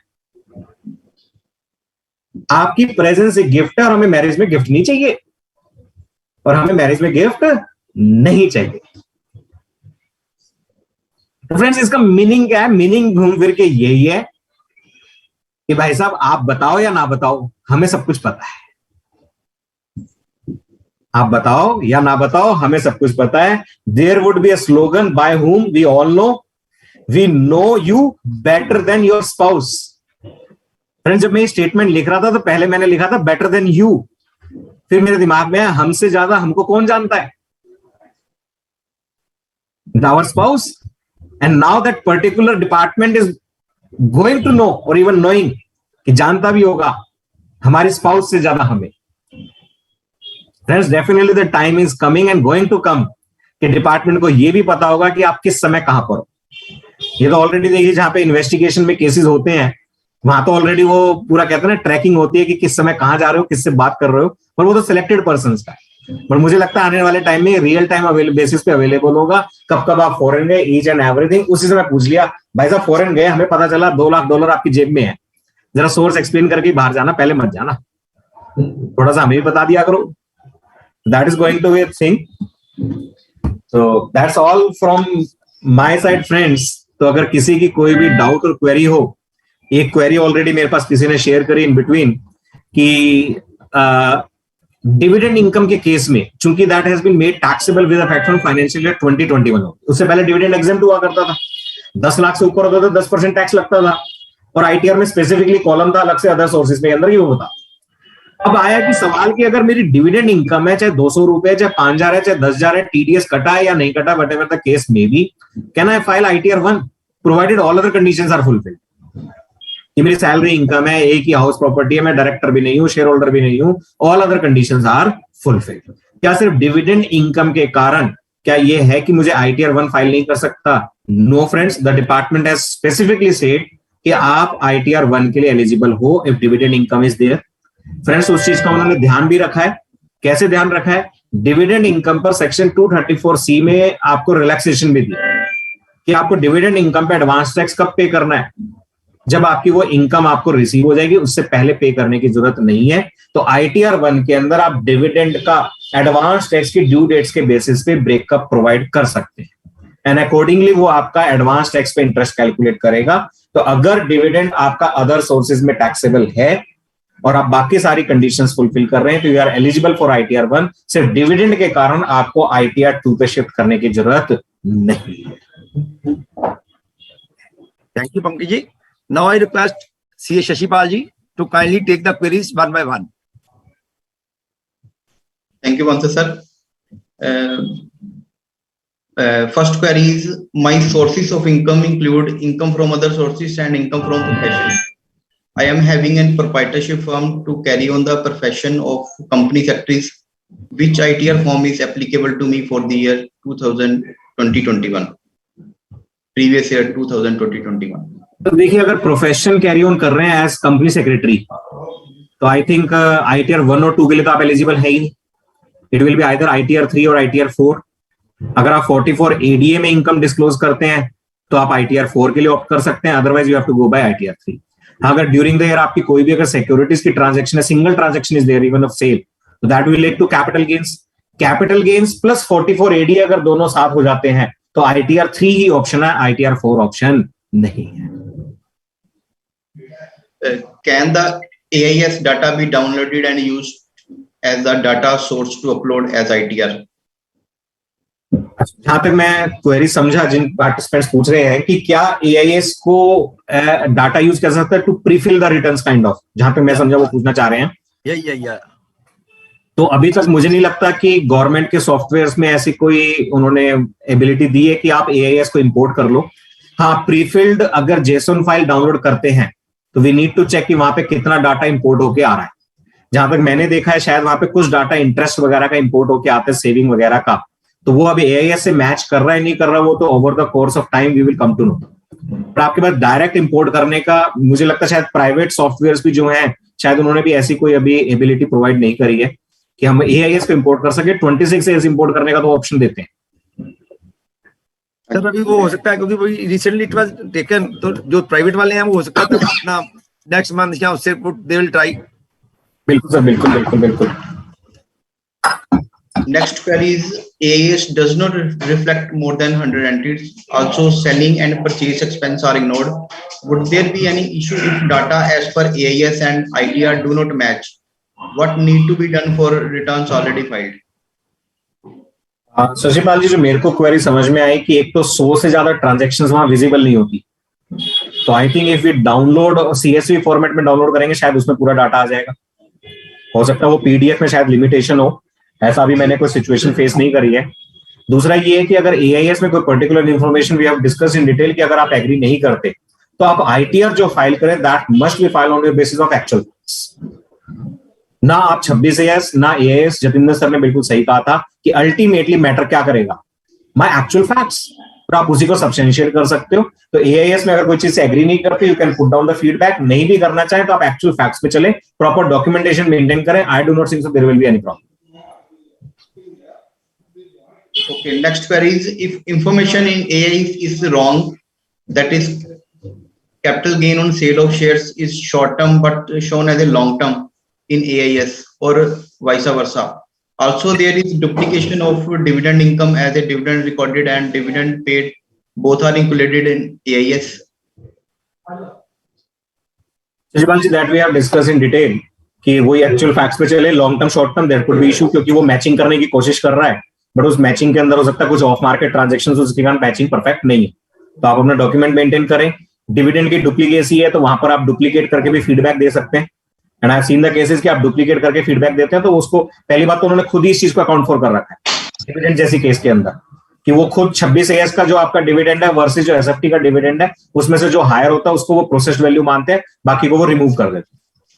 और फिर भी है तो आप फीडबैक दे दीजिए, वो तो आपका इन एनी केस मुझे लगता है कि वो तो प्रोसेस हो जाएगा और डिराइव्ड वैल्यू के अंदर आपने जो फिगर रिपोर्ट की है वो आ जाएगी। Next query, how to treat figures shown in AIS in ITR. This query has already been answered, I think. In ITR 3, deduction of 50,000 is not allowing under section 80 TTB for interest on deposits of a senior citizen under old tax regime. Now what to do? Whether tax audit is necessary under section 44ABD for CA partnership firm having gross receipts or not exceeding 10 lakh in a year. Whether GSTR 9 annual return is to be filed for an aggregate turnover less than 10 lakh in a year. If no, kindly give me the notification number. Shashipal जी, एक एक query पे चलते हैं। पहली query जो समझ में आई वो कह रहे हैं कि 50,000 की डिडक्शन नहीं मिल रही 80 TTB में, तो that must B an issue with a particular software, क्योंकि अदरवाइज अगर सीनियर सिटीजन है और रेजिडेंट है, देखिए सीनियर सिटीजन होने के लिए कंडीशन है he must be resident in India. तो अगर वो रेजिडेंट है वो आप पहले कॉलम्स चेक कीजिए कि आपने रेजिडेंट नॉन रेजिडेंट क्या सिलेक्ट किया हुआ है, और दूसरा डेट ऑफ बर्थ देखिए आपने क्या फिलअप करी हुई है। तो that could be the issue with the particular software. I think वो सॉफ्टवेयर का पॉइंट देखना पड़ेगा। तो that is out of income tax and part of information technology. Shashipal ji, इनकी दूसरी क्वेरी क्या थी? Whether tax audit is necessary under section 44AB subsection D for a CA partnership firm having gross receipts or not exceeding 10 lakh in a year. अच्छा, वो कह रहे हैं कि 10 लाख रुपए तक की रिसीट्स है पार्टनरशिप फर्म में जो कि प्रोफेशनल पार्टनरशिप फर्म है, तो क्या टैक्स ऑडिट मैंडेटरी है? उसके अंदर सिंपल पॉइंट है जी, टैक्स ऑडिट नहीं करवानी, बट अगर आपका प्रॉफिट मार्जिन 50% से कम है then you need to go for the tax audit. The second query is about GST, then we will take in another session. If the income, say dividend shown in the Shabi is more than AIS, do we need to show 26 AS or IES? Second, if AI is showing more interest on FD than declared in 26 AS for TD deduction, do we need to reconcile or ask the bank to provide calculation details? तो मेरे हिसाब से देखिए, पहले second query पे आता हूं। अगर इंटरेस्ट का डिफरेंस है we must ask interest certificate from the bank. आप देखिए बैंक से कहेंगे रिकंसाइल करिए, तो बैंक वो ये जो रिपोर्टिंग होती है SFT के through that is on centralised basis. आप ब्रांच के पास जाएंगे, ब्रांच को नहीं पता कि SFT में क्या रिपोर्ट हुआ। आप तो ब्रांच से कहिए जी मुझे तो इंटरेस्ट सर्टिफिकेट दे दो, आप उस इंटरेस्ट सर्टिफिकेट के बेसिस पे चेक कर लें कि आपके बैंक अकाउंट्स में इतना इंटरेस्ट क्रेडिट हुआ या नहीं हुआ, and accordingly disclose the income. Don't go with 26AS, don't go with AIS. Pankaj ji, उसमें ना जब वो बैंक के सर्टिफिकेट देते हैं इंटरेस्ट का, तो उसमें एक आता है accrued interest and paid interest. तो दोनों में वो 26AS में कौन सा शो करते हैं? वो एक्रूड 26AS में मेरे हिसाब से पेड प्लस एक्रूड दोनों होता है, पेड प्लस, पर इन क्योंकि एक्रूड में उनको TDS काटना पड़ता है. सर मैंने कई बार देखा कि वो उसमें शो नहीं होता, वो आपस में little bit difference is there always. Sir उसमें भी क्या हो सकता है, एक जगह मैंने सिचुएशन देखी थी. क्या होता है, मान लीजिए मैंने FAB में FD करवाई, सिंपल एग्जांपल, 31 मार्च तक उस पे इंटरेस्ट एक्रू हो गया 50,000, बट मुझे क्वार्टरली इंटरेस्ट मिलेगा तो नहीं, 50,000 रुपए TDS कट के जमा होगा. अब अगर आप इंटरेस्ट सर्टिफिकेट मांगोगे तो पेड में 0 लिखा होगा और एक्रूड में 50,000 लिखा होगा. ठीक है. अब मैं जब अगले साल जाता हूं तो इफेक्टिवली वो 50,000 मुझे मिल गया, मगर उसके अंदर 1 अप्रैल से लेके मान लो 12 मई तक वो इंटरेस्ट 50,000 नहीं है. उसमें वो अब जो 12 मई को जो इंटरेस्ट होगा 3 महीने का इंटरेस्ट हो सकता है मान लो आपका 1 लाख रुपए. उस 1 लाख में से 50,000 कौन सा है, पिछले साल का. तो बैंक में है रिपोर्टिंग सिस्टम की पेड में वो 1 लाख दिखाए, बट आइडियली देखा जाए तो मेरे लिए इस साल का इंटरेस्ट कितना है, 1 अप्रैल से है ना कि 12 फरवरी से. वही टू चेक कि पिछले साल का अगर मैं एक्रूड लेस कर दूं तो क्या रिकंसाइल हो रहा है, नहीं हो रहा. सर वही वो पिछले साल का सर्टिफिकेट नहीं कोई कभी मिलता है, कभी कुछ, वहां little bit confusion is there always. आती है सर, बिल्कुल आती है. तो इसीलिए सर मैक्सिमम केसेस में जहां पे देखिए प्रॉपर बुक्स नहीं होती, कुछ नहीं होता, तो वी गो विद 26AS. दूसरा ऑप्शन नहीं होता. उसमें क्या होता है, जब FD मैच्योर होती है कुछ, तो क्या होता है आपको रिवर्स कैलकुलेशन करनी पड़ती है और उस बेसिस पे देखना पड़ता है कि आपका मैच्योरिटी पे इंटरेस्ट कितना. अगर तो डिफरेंस कम हो हम तो हायर वाला ले लेते हैं. सर यही होता है, देखिए प्रैक्टिकली हम भी मानते हैं कि देखिए 200-500 रुपए का टैक्स फालतू देना पड़ भी गया, बट अगर उसे मेंटल पीस मिल रही है that is good enough. Shashi ji इसमें कोई क्वेरी और? हाँ जी ठीक है, आगे please continue Shashi ji. 4 months after I closed my accounts with broker, some unauthorized trades were carried out in my account. Upon my complaining to broking company and NSE, the transaction was scared off by trading on stock exchange. In the process, broking company made some profit out of which I recovered its brokerage and charges. I am afraid this trade will get reported in AIS. How can I ensure that it does not happen? I have already requested brokering company, but do not expect help from them.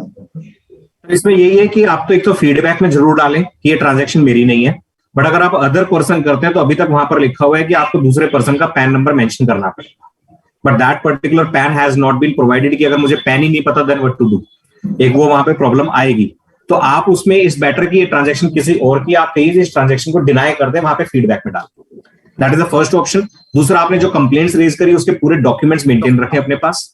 अगर department से किसी भी प्रकार का notice आता है तो आप कहें जी ये डॉक्यूमेंट्स है, ये कंप्लेंट है और इसके बेसिस पे ये एक्शन लिया गया, तो ये ट्रांजैक्शन मेरी नहीं है. तो आप फीडबैक में ऐसे केसेस में डिनाइल का जरूर डाल दें कि मैं ये ट्रांजैक्शन डिनाई करता हूं. That is the best solution in my view. Definitely good. Next query is interest in FD by same bank is different in 26AS and AIS for the same deposits. What to do? That we have discussed कि आप 26AS ज्यादा better है और बाकी तो आप bank से interest certificate मांग लें. तो शशि जी लास्ट क्वेरी लेते हैं, फिर उसके बाद मैम को भी मैं सुनना चाहता हूँ GST पे, ऑल्दो मेरा फील्ड नहीं है. तो last query is dividend is declared on different dates and it will come in AIS. When should we report it in income tax return, whether it is in the year for which it is related or in the year when it is declared? Please advise. इसके अंदर तो देखिए income tax act भी कहता है कि assessee के हाथ में टैक्सेबल ऑन रिसीट बेसिस. आपके बैंक अकाउंट में क्रेडिट किस दिन हुआ है, that is the point of taxability from the perspective of the assessee. आपके AIS में डिस्प्ले हो रहा है, आप चेक कीजिए आपके बैंक अकाउंट में कब आया, आप उस बेसिस पे आप टैक्सेस पे कर दिए, there will be no problem. आपके पास सपोर्टिंग बैंक स्टेटमेंट होनी चाहिए कि जी इतना डिविडेंड मुझे नेक्स्ट ईयर मिला है, ये नेक्स्ट ईयर की बैंक स्टेटमेंट, ये नेक्स्ट ईयर मैंने इसको अकाउंट किया. जी एक लास्ट क्वेश्चन, जो दो है ना लास्ट वाले इंटरेस्ट, एक तो है interest accrued on NSE is shown by me for 2021 as income from other sources. It is being shown by me on annual basis, but it is not shown in AIS. What should be done? Sir NSC का interest, क्या? Sir NSC का interest का जहां तक मुझे idea, अभी कोई reporting का सिस्टम नहीं बनाया, तो एआईएस में मेरे हिसाब से डिस्क्लोज भी नहीं होगा, और एज पर लॉ हमें उसे एनुअल बेसिस पे ही रिपोर्ट करना होता है, और साइमल्टेनियसली 80C में डिडक्शन अवेलेबल होती है, एक्सेप्ट फॉर लास्ट ईयर। अगर वो पोस्ट ऑफिस वाले करेंगे, they will also show annually. Sir वो तो एनएससी में जो आपको नेक्स्ट ईयर इंटरेस्ट मिलता है, वो इंटरेस्ट पे इंटरेस्ट मिलता है, तो that is the basis the calculations are made. And the last question is, was if salary paid but does not have TDS implication, does not shown in AIS, will standard deduction claim will be objected by the assessing officer? नहीं, उसमें तो कोई problem नहीं है। वहां पे AIS में आप देखेंगे तो वैसे भी ग्रॉस सैलरी रिपोर्ट हो रही है, वहां पे नेट सैलरी वहां रिपोर्ट नहीं हो रही। अगर आप रिसोर्सेज भी देखेंगे जो इनकम टैक्स के पोर्टल में, वहां पे लिखा हुआ है कि आप कॉरेस्पॉन्डिंग कोई भी स्टैंडर्ड डिडक्शन क्लेम करना चाहते हैं, किसी भी इनकम के अगेंस्ट खर्चे क्लेम करना चाहते हैं, तो वो आपको आईटीआर के थ्रू क्लेम करते हैं। बेसिकली यहाँ पे ग्रॉस लेवल पे मैचिंग होगी। अगर मैचिंग करेंगे भी ग्रॉस लेवल पे कि आपने ग्रॉस इनकम आईटीआर में कितनी डिस्क्लोज करी है वर्सेस ग्रॉस इनकम आपने आपकी एआईएस 26AS में कितनी। Right, thank you. तो Pankaj, there is one query, one more query, Pankaj ji. We have received one query from the member. He is saying that his wife expired last year in the month of January, and he has filed his on her behalf her return last year because she expired on January, and for the last 10 months she has gained capital gain through the transaction through the security market. Sale and purchase of the securities, but there was no sale, there was no zero tax, so he has filed on her behalf, on behalf of the deceased wife, he has filed. So what should he do in this year? देखिए His wife expired in month of January, so दो ही समझ गया आपकी बात। so that's why he has filed his her return, but अब तो इस साल तो कुछ है ही नहीं, जीरो है, तो क्या करना चाहिए उनको, कैसे रिपोर्ट करनी चाहिए? देखिए जो उसके अंदर क्या है, लॉ ये कहता है कि जिस दिन डेथ हुई वहां तक की जो भी इनकम्स अर्न हुई थी वो डिसीज की मानी जाएगी जी। तो लास्ट ईयर जनवरी 21 में डेथ हुई, अगर जनवरी 21 जनवरी 2020, तो जनवरी 2020 में डेथ हुई तो वहां तक की रिटर्न तो वो लास्ट ईयर फाइल कर चुके होंगे। उसके बाद अगर वाइफ के किसी भी अकाउंट्स के कारण, असेट्स के कारण अगर इनकम अराइज हो भी रही है, हो सकता है वहां पे नाम सब्स्टिट्यूट नहीं हुआ, पैन नंबर सब्स्टिट्यूट नहीं हुआ, कुड बी एनीथिंग, तो वो सारी इनकम्स लीगल हेयर की मानी जाएंगी। And legal heir has to report in his personal ITR. अब उसमें पर्सनल ITR जो भी इनकम्स हैं, जो भी ट्रांजेक्शंस हैं, प्रोवाइडेड ही is liable to file ITR। अगर वो इनकम जोड़ के, खुद की इनकम जोड़ के 2.5 लाख से कम है, ITR फाइल ही नहीं करनी, देन इट्स चॉइस। कोई इनकम नहीं है, कोई इनकम नहीं है, सिर्फ बैंक में कुछ पैसा पड़ा है, वो ब्याज आ रही है, तो वो जो अमाउंट था वो उसके बेटे की अकाउंट में ट्रांसफर हो गया, वही वाला जो अमाउंट था। तो सिर्फ वो लीगल हेयर इस पर्पस से बेटे हो गए तो बेटे की इनकम में वो ब्याज जुड़ जाएगा। जी जी, तो आप स्पेसिफिकली मदर की इनकम, मदर की रिटर्न फाइलिंग, नहीं मदर की सर कानूनन जा भी नहीं सकती। अगर मैं इनकम टैक्स पोर्टल पे भी देखूं तो उन्होंने लीगल ब्लॉक लगा रखा है, that is quite genuine also, कि अगर जनवरी 20 में डेथ हो गई तो लास्ट आईटीआर जो जानी थी that was for financial year 1920। But how to report to the income tax department that she is no more? तब इसमें जजमेंट्स भी है कि डेथ के केस में ऐसा अभी जजमेंट्स भी है कि कोई रिपोर्टिंग की रेस्पॉन्सिबिलिटी किसी की नहीं है, बट फिर भी एडवाइजेबल ये होता है कि सर उसका तरीका क्या है, आप जब लीगल हेयर के रूप में रिटर्न फाइल करते हैं डिसीज की, तो टेक्निकल वे, लीगल वे ये है कि ऑनलाइन पोर्टल पे आप रिक्वेस्ट डालते हैं, रिक्वेस्ट के बाद दोनों के पैन नंबर लिंक कर दिए जाते हैं, क्योंकि साइन तो मान लो लीगल हेयर करेगा ना सर, साइन तो डिसीज तो कर नहीं सकता। अब लीगल हेयर साइन करेगा तो कंप्यूटर उसको एक्सेप्ट ही कैसे करेगा, तो उसके लिए पूरा प्रोसीजर बनाया हुआ है कि लीगल हेयर अपने इनकम टैक्स पोर्टल पे लॉग इन करे अपने पैन नंबर से, डिसीज की डिटेल्स दे, रेलेवेंट डॉक्यूमेंट्स दे जो वहां पर मांगे गए हैं। Sir, I have seen the cases within 24 hours of uploading the documents, they link both the accounts. Pankaj ji, एक केस में बड़ी प्रॉब्लम आएगी ना, अगर वहां पे लीगल एक की जगह ज्यादा है और अभी उन्होंने आपस में डिवाइड नहीं किया, अगर legal heir more than 1 2 3 4, then what will be the, who will sign that? Sir sign तो कोई भी एक कर ले, उसमें कोई प्रॉब्लम नहीं है। और जो पेमेंट बाद में अभी वो उनके आपस में डिवीजन नहीं हुई, आपस में उनका डिसाइड नहीं हुआ, then what will be the proposition? Sir इसके लिए ऐसा कोई ना लॉ में क्लैरिटी नहीं है कि अगर आपस में डिवीजन नहीं हुआ तो उस पैसे का इनकम का क्या होगा। तो आप अगर उस पर टैक्स नहीं दे रहे, मान लो वो चारों मिलके इक्वली डिवाइड करते हुए, तो इट इज क्वाइट पॉसिबल कि डिपार्टमेंट को ये चीज पता चले तो डिपार्टमेंट बाद में प्रोटेक्टिव असेसमेंट कर सकता है। नहीं सर, इस केस में क्या करना चाहिए, ये एडवाइस तो यही है ना, तो it is better to file. Sir उस केस में तो फिर यही है कि एडवाइजेबल है कि अगर डिवीजन नहीं हुआ तो उस इनकम पे कोई भी टैक्स ना दे, बाद में जैसे ही बैंक जब भी डिवीजन होगा वो बैक डेटेड माना जाएगा कि आपस में सेटलमेंट हो गया। तो फिर उसमें ये अगर रिटर्न रिवाइज करने का टाइम बाकी हो तो रिटर्न रिवाइज करके टैक्स जमा करा दें।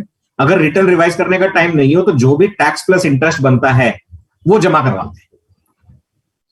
और मैनुअली डिपार्टमेंट में ज्यादा है तो जुडिशियल आईटीओ को लेटर दे दो कि ये फैक्ट्स थे जी, मैंने इस तरीके से टैक्स और ब्याज और दे दिया, रिटर्न रिवाइज करने का मेरे पास ऑप्शन नहीं है, मैं मैनुअली आपको एक कॉपी दे रहा हूं, अगर वो एक्सेप्ट नहीं करे स्पीड पोस्ट से भेज दो सर। जब प्रोसीजर नहीं है तो we have to be safe है ना, और हम कुछ नहीं कर सकते उसके लिए।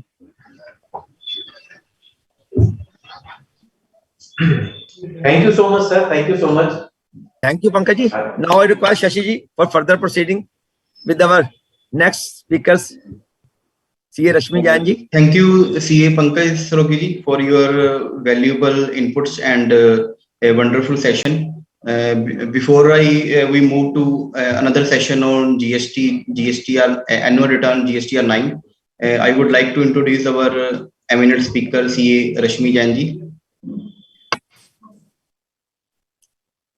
CA Rashmi Jain is a practicing chartered accountant having post-qualification experience of over 17 years. She heads the affairs of her firm in the field of auditing for direct as well as indirect taxes. She has been a part of various certificate courses offered by ICAI, including the one on indirect tax, money laundering, etc. She has been a regular speaker on various GST forums. This is a brief profile of our eminent speaker. Now I request CA Rashmi Jain ji to kindly start your deliberation on the topic of GSTR 9 annual return. Over to you, ma'am. Good evening sir.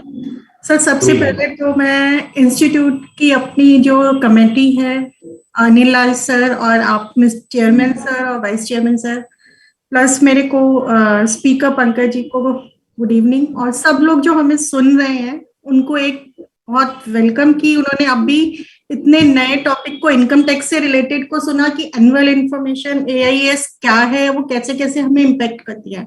अब हम एकदम switch over कर जा रहे हैं GST की annual return.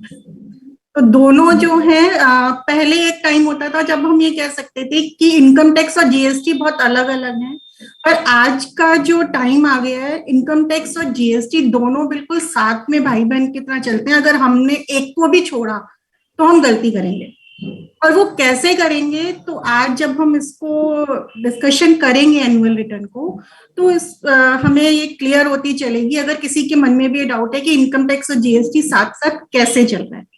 तो जो मेरे को आज टॉपिक है वो है एनुअल रिटर्न। 31 दिसंबर इसका ड्यू डेट हमारा आया हुआ है, तो उसमें टाइम ही नहीं है। 24 नवंबर को हम इसको डिस्कस कर रहे हैं। तो मैंने अपनी जो आज की डिस्कशन है उसको इस तरीके से रखा है कि बहुत थोड़ा सा लॉ को डिस्कस करें हम, जिससे कि हम ब्रश आउट हो जाए कि लॉ कहाँ से मुझे रेफर करना है या कुछ मेरा छूट रहा है। तो उसके बाद जो प्रैक्टिकल डिफिकल्टीज, मतलब कि ओवर द ईयर 4 साल क्या क्या प्रॉब्लम्स हमने देखी, उन चीजों को हम डिस्कस करेंगे कि अब जब हमने जो पुरानी गलतियां कर दी उनसे हम सीख लें और अब जो भरनी है उसमें गलतियां ना करें। तो सर हम शुरू करते हैं आज का टॉपिक जीएसटीआर 9 यानी कि एनुअल रिटर्न। उसके लिए हमारा सेक्शन है section 44 of the CGST act. एक सिंगल सेक्शन है सेक्शन 44, प्लस उसके साथ हमारा एक ही रूल है 80, यानी कि एनुअल रिटर्न के लिए हमारा सेक्शन 44 और रूल 80 को हमें रेफर करना है। और उसके बाद इसके अंदर हमारे से रिलेटेड जो फॉर्म्स हैं सर वो 3 फॉर्म्स हैं। जीएसटीआर 9 जिसको कि हम एनुअल रिटर्न कहते हैं, जीएसटीआर 9A जो कि कॉम्पोजिशन डीलर के एनुअल रिटर्न, और जीएसटीआर 9C जिसको कि पहले हम जीएसटी ऑडिट का फॉर्म कहते थे, लेकिन वो क्या है एनुअल रिकंसिलिएशन स्टेटमेंट। अब उसको हम ऑडिट क्यों नहीं कह रहे, क्योंकि लास्ट ईयर तक उसको ऑडिट किया जाता था और ऑडिट के लिए सीए या सीएमए को ऑथराइज किया हुआ था कि वो साइन करता था, लेकिन अब ये रिकंसिलिएशन स्टेटमेंट है, सीए और सीएमए के साइन नहीं चाहिए। जो रजिस्टर्ड टैक्स पेयर है वो सेल्फ अटेस्ट ही इस फॉर्म को करेगा। तो सर जीएसटीआर 9 क्या है? जीएसटीआर 9 आज का हमारा मेन टॉपिक है।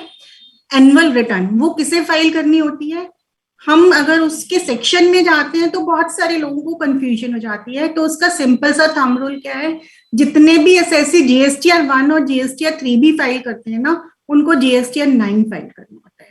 ठीक है, जिसने भी जीएसटीआर 1 और 3 भी भरे हैं उनको जीएसटीआर 9 फाइल करना है। फिर आया जीएसटीआर 9A, वो किसके लिए है? जीएसटीआर 9A एनुअल रिटर्न जो है वो कॉम्पोजिशन डीलर के लिए होती थी लास्ट ईयर तक, अब नहीं है। क्यों नहीं है? क्योंकि हमारे लॉ में चेंज आया और अब जो कॉम्पोजिशन डीलर है उसको अपनी रिटर्न ही एनुअली भरनी होती है, बाकी वो क्वार्टरली सिर्फ टैक्स पेमेंट कराता है CMP 08 के थ्रू। तो अब 9 तो हमारी पिक्चर में, 9A तो पिक्चर में ही नहीं है। हमारे पास बचा क्या क्या? जीएसटीआर 9 एनुअल रिटर्न और जीएसटीआर 9C। 9C क्या है? एनुअल रिकंसिलेशन स्टेटमेंट है वो। और वो एनुअल रिकंसिलेशन हम किस चीज की करते हैं? जो हमारी ऑडिटेड अकाउंट्स होते हैं उनके साथ जो हमने एनुअल रिटर्न फाइल किया है, यानी कि जीएसटीआर 9 फाइल किया है, उसका रिकंसिलेशन है। हमारा फोकस है जो वो है जीएसटीआर 9 पर।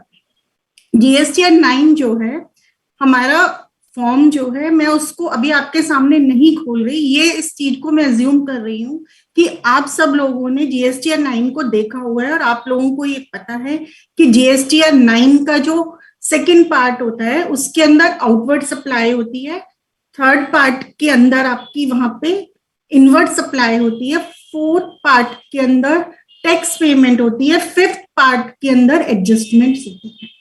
ये मैं मान के चल रही हूँ और मेरा अब डिस्कशन जो मैं शुरू करने जा रही हूँ आपके साथ वो इस तरीके से कर रही हूँ कि जो हम आउटवर्ड सप्लाई, यानी कि हम जो जीएसटीआर 4 टेबल 4 कर रहे हैं, आप एक इसको देखिए टेबल को,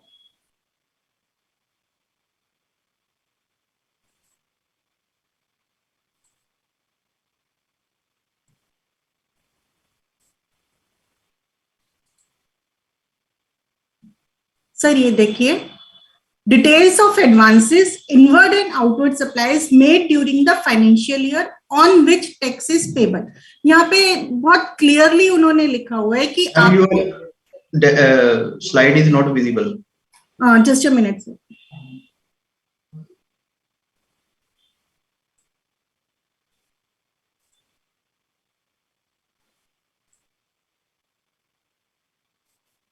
सर हो गई? यस मैम जी, go ahead. Sorry for the disturbance. मैं रिपीट करती हूँ कि ये मैंने यहाँ फॉर्म 9 खोला है, एनुअल रिटर्न। मैंने आपको बताया था सिर्फ रूल 80 हमें उसमें रेफर करना होता है। यहाँ हम आ गए, यहाँ उसने बोला टेबल 4 मैंने रेड मार्क किया हुआ है, detail of advances inward and outward supplies made during the financial year on which tax is payable, यानी कि जिसके ऊपर टैक्स की पेमेंट होनी है। यहाँ आप देखिए मैंने मेंशन किया हुआ है जीएसटीआर 1 कि वो कौन कौन से टेबल से आती है, जीएसटीआर 3 भी कौन से टेबल से आती है। फिर उसके बाद मैंने यहाँ लिखा हुआ है एम का मतलब है मैंडेटरी। अब ये मैंने एम क्यों लिखा है, थोड़ा हम नीचे जाएंगे तो मैंने लिखा हुआ है ओ का मतलब ऑप्शनल। ऐसा क्यों लिखा है? ऐसा इसलिए लिखा है कि गवर्नमेंट ने हमारे को अभी भी नोटिफिकेशन के थ्रू, क्योंकि जीएसटीआर 9 एक बहुत बड़ा फॉर्म है, उसमें बहुत सारी इंफॉर्मेशन है जो भरना अभी भी ऑप्शनल उन्होंने बोला हुआ कि आप इसको भरना चाहें तो भर दीजिए और नहीं तो नहीं भरिए। तो ये इस चीज को समराइज किया गया है।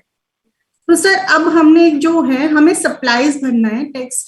और एक चीज और है जो क्वेश्चन बार बार माइंड में आता है, अगर हम उसको ध्यान में रख लें कि जीएसटीआर 9 के अंदर हमें जो भी कुछ बताना है वो जिस फाइनेंशियल ईयर का हम जीएसटीआर 9 भर रहे हैं उसी से रिलेटेड सब कुछ बताना है।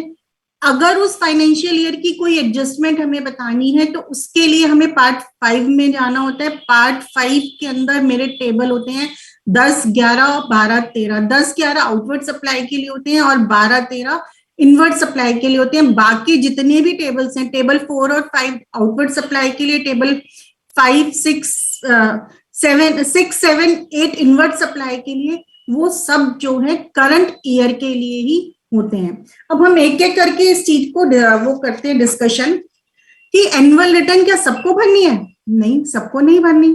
लेकिन जो मेरा सेक्शन 44 है ना, वो तो यही बोलता है कि हर रजिस्टर्ड टैक्सेबल पर्सन को एनुअल रिटर्न भरनी है। पर क्योंकि भरने में प्रॉब्लम आ रही थी तो गवर्नमेंट एक नोटिफिकेशन लेके आई और वहां गवर्नमेंट ने नोटिफिकेशन लाके ये बोला कि जिनकी टर्नओवर 2 करोड़ तक है, जिनकी टर्नओवर अप टू 2 करोड़ है, वो जो है एनुअल रिटर्न अगर ना भरना चाहें तो उनकी मर्जी है। उनके लिए एनुअल रिटर्न को ऑप्शनल कर दिया। उन्होंने ये नहीं कहा कि आपको भरना नहीं है, उन्होंने बोला ऑप्शनल है एनुअल रिटर्न। 2 करोड़ से ऊपर वाले जो हैं उनके लिए मैंडेटरी है। और इसी तरह जो 9C है यानी कि एनुअल रिकंसिलिएशन स्टेटमेंट, वो 5 करोड़ से ऊपर वालों के लिए मैंडेटरी है। अब हम जो ये 2 करोड़ टर्नओवर और 5 करोड़ टर्नओवर बोल रहे हैं, ये भी एक जो है कंट्रोवर्सी बनती है। कैसे बनती है कि हमारा जो जीएसटी एक्ट है उसके अंदर टर्नओवर को डिफाइन नहीं किया गया। एग्रीगेट टर्नओवर तो डिफाइंड है, टर्नओवर इन द स्टेट भी डिफाइंड है, बट टर्नओवर डिफाइंड नहीं है। तो उसमें क्या प्रॉब्लम आती है, मैं एक एग्जांपल से आपको समझाती हूँ कि जो हमारी एग्रीगेट टर्नओवर है वो ये कहती है कि एक पैन के ऊपर जितनी टर्नओवर है, जीएसटी नंबर पे नहीं, एक पैन पर, यानी कि आपने अपने पैन के ऊपर अगर 4 स्टेट्स में रजिस्ट्रेशन ले रखा है तो उन चारों स्टेट के रजिस्ट्रेशन की टर्नओवर को आप ऐड कर लीजिए और फिर आप देखिए कि आपके लिए एनुअल रिटर्न और जीएसटीआर 9 एनुअल रिकंसिलिएशन स्टेटमेंट भरना कंपलसरी है या नहीं है। आपको हर स्टेट का अलग अलग नहीं देखना, कंबाइंड देखना है, पैन बेस देखना है। सबसे पहली प्रॉब्लम यहीं पर आ जाती है। इस प्रॉब्लम को जब हम सॉर्ट आउट कर देते हैं तो हम उसके बाद आगे बढ़ते हैं। अब हमारे को up to 2 crore annual return government ने बोला कि जी ये मैंडेटरी नहीं है, ऑप्शनल है। तो क्या इसका क्या मतलब हुआ, मैं इस ऑप्शन को अवेल करूं, इससे क्या होगा मेरे को? देखो, अगर आपने अपनी जो रिटर्न्स हैं ड्यूरिंग द ईयर जो आपने 1 और 3B फाइल किए हैं उसमें कुछ अमेंडमेंट्स की हैं, यानी कि आपने अभी जो हमें फाइनेंशियल ईयर 2021 का जीएसटीआर 9 भरना है उससे रिलेटेड हमने फाइनेंशियल ईयर 2021 से रिलेटेड कोई इनपुट या आउटवर्ड सप्लाई सितंबर 21 तक के 3B या 1 में दिखाए हैं, यानी कि कोई रिकंसिलिएशन पार्ट है, तो हमें कंपलसरी ही भरना चाहिए जीएसटीआर 9। अगर हम नहीं ऐसा भरेंगे तो हमने जो अपनी अमेंडमेंट दिखाई है हम उन्हें जस्टिफाई नहीं कर पाएंगे। रीजन भी क्या है, जो जीएसटीआर 3B है हमारा वो कंसोलिडेटेड फिगर्स लेता है। वहां हम ये नहीं बता सकते कि जी ये मेरे इस महीने का आउटपुट है और ये मेरे पिछले साल का आउटपुट था, क्योंकि जो हमारा जीएसटीआर 9 एनुअल रिटर्न है वो बेसिकली क्या है, उसमें 3 साल इन्वॉल्व होते हैं। 2021 का भी हम फाइनेंशियल ईयर 2021 कर रहे हैं तो उसमें 3 साल कौन से इन्वॉल्व हुए, बेस ईयर 2021 मेरा इन्वॉल्व है, उसके 2021 की जो एडजस्टमेंट मैंने नेक्स्ट ईयर की सितंबर की रिटर्न तक करी थी, यानी कि 21-22 इन्वॉल्व हो गया, और 2021 में जो मैंने 19-20 फाइनेंशियल ईयर की एडजस्टमेंट्स करी थी वो भी तो है।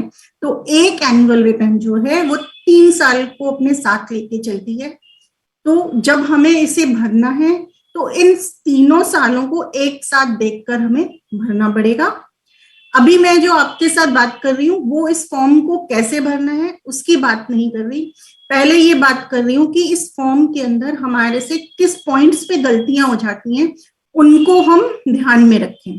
जैसे कि अब मैं आउटवर्ड सप्लाई के बारे में आपसे बात करूं तो यहाँ है B2C सप्लाई। B2C क्या होती है, बिजनेस टू कंज्यूमर की सप्लाई। वहां क्या गलती हो सकती है, वहां गलती ज्यादा नहीं होती। हम आते हैं आगे B2B की सप्लाई। B2B की सप्लाई में कोई प्रॉब्लम नहीं है। नेक्स्ट सप्लाई आती है मेरी एक्सपोर्ट की supply.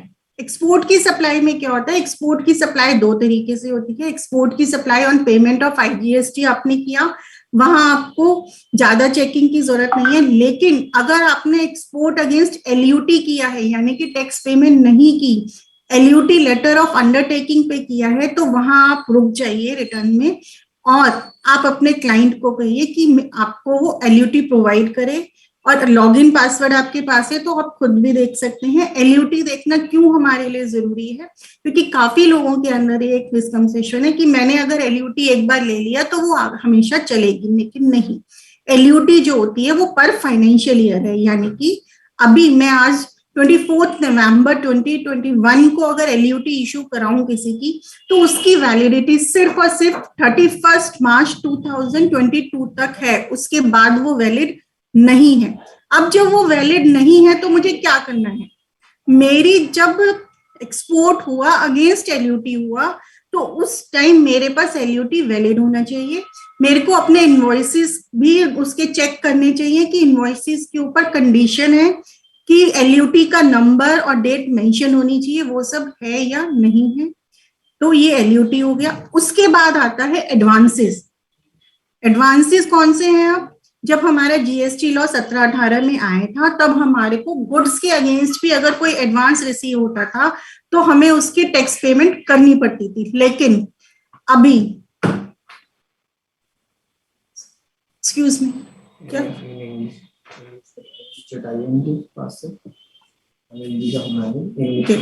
Okay,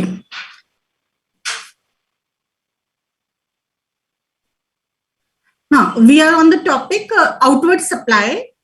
We have discussed export. Export can be against IGST payment and it can be against LUT. IGST payment, it's not a bigger question for you. You can just see whether shipping bill details and the IEC port code, etc. are properly filled, because your refund from the custom will depend upon the information filed by you. Then if export is against LUT, we have to see the LUT date. LUT is specially for financial years. For example, if LUT is issued on 24th November 2021, that will be for up to 31st March 2022.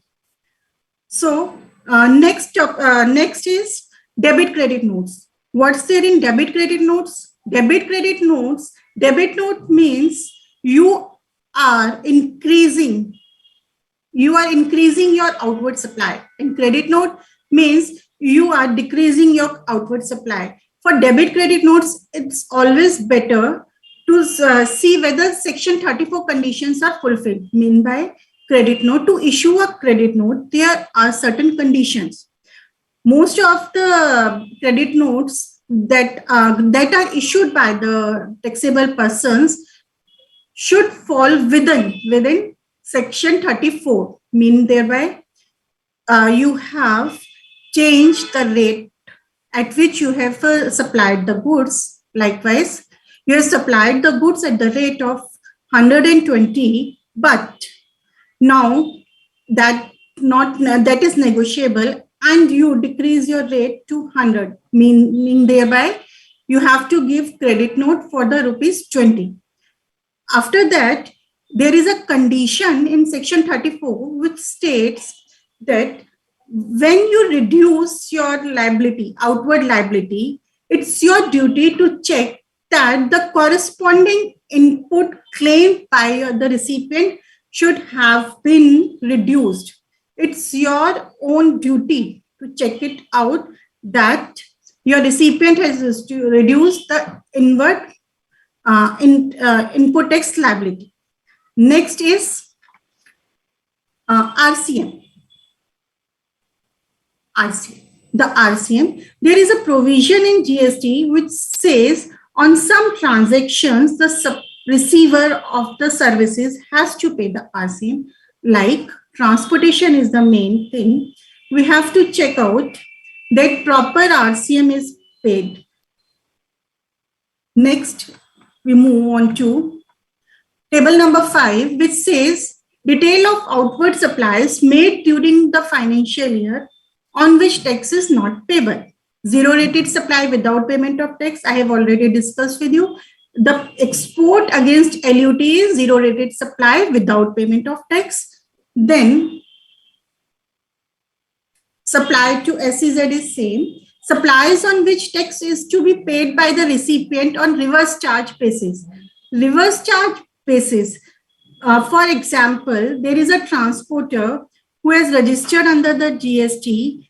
There is a compulsory liability on the recipient of the transportation services to pay taxes on RCM basis. But if transporter is registered, he has to report his outward supply for B2B, and that supply comes here. Now, one more thing I would like to refer, while filing GSTR 9, we should have a look at the income tax return which the taxable person has filed. It's not intentional, but because of some misunderstandings, there is some income which get escaped from GST net. Like, for example, I can give an example of rent income. Rent income means by a person is having income from house property that may be from residential house or commercial property. In income tax, we will be showing that as a income from house property. In GST, we have bifurcated into two parts. If it's a residential house, it's exempt income. If it's a commercial property, it's taxable at 18%.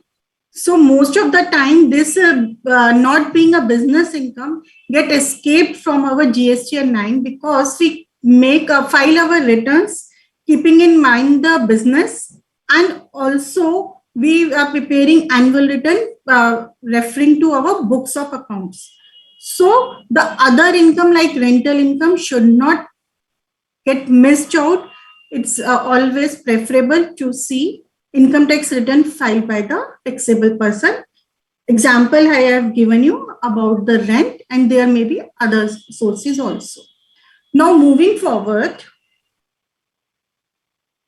we come to the part 3, that is inward supply. Detail of ITC availed during the financial year. Here, as you see, 6A is total sum of input tax credit availed through Form GSTR 3B. Sum total of table 4A of Form GSTR 3B. It's auto-populate, which means we can't change this figure, and this figure is consolidated sum of all the 12 GSTR 3Bs we have filed for the respective financial year. And table 4A is a sum total of different ITC. First, it's the import, then import of services. Then it includes RCM that we have paid as an outward supply, and we can claim here as inward supply. Then input from ISD, and then all other inputs. In table 6, we are bifurcating all these 5 inputs in different parts. First, in B, we are bifurcating all other ITC. All other ITC means your ITC from services, your ITC from goods, your ITC from capital goods. Now, there is a question why we need to bifurcate this input in 3 parts: inputs, capital goods, and input service. This bifurcation is needed because of the reason for capital goods, there is a rule 43 which restricts our input for a period of 5 years. For input services, if a dealer is there, if a taxable person is dealing in exempt as well as taxable supplies, he need to reverse his input as per rule 42. So we need this bifurcation. As of now, the government has allowed us to bifurcate our input into 2 heads. That's input plus input and input services in one head, and capital goods in another head. Then there is a bifurcation of RCM input. For the time being, the government has allowed us to show the RCM we had paid on registered as well as unregistered person in the column D, that is for registered persons. Then import of goods including supplied for SEZ, that is inputs and capital goods. This information we have to file differently, and for this it's always better to check bill of entries because there may be some difference while filing 3B that we have to note down. Then there comes Tran 1 and Tran 2 for 2021, it's not applicable. Then 6M, any other ITC availed but not specified above. What does this mean? Any other ITC availed but not specified above. Some some people are using this as the balancing figure for the 1920 adjustment which are done here. It's your choice, but as per the instruction by the institutes, here we have to file the ITC which we have claimed through ITC 01 and ITC 02 form. ITC 01 and ITC 02 forms are the forms we are using in special circumstances. Then here comes the table 7, detail of ITC, reversed and ineligible ITC of the financial year. Here they have mentioned as per Rule 37, Rule 37 is 180 days transaction, means for my every purchase, I have to pay the amount within 180 days of the invoice date. If I have not paid that, then I need to do reversal of that input along with the interest that has to be shown here, table A. Then there are rule 39, 42, 43, then 17 subsection 5. 17 subsection 5 is blocked credit, and blocked credit is what we have to give our intention the most at this point. Block credit, for this, it's better I suggest you to go through your GSTR 2A and also through books of accounts. There, if you have availed any input around of the car expenses, just like car and car expenses, or some input on food and beverages that are not allowed, that should be reversed back. Here, for the time being, the government has given us the option not to bifurcate all the different reversals, but we can give here reversal in H of the combined. But as per instructions given, this 7H has to be used for ITC 03 reversal. The next part is table 8, other ITC related information. ITC as per GSTR 2A, table 3 and 5 thereof, this is auto-populated. This is from the 2A. That 2A is being generated by the GSTR 1 of suppliers.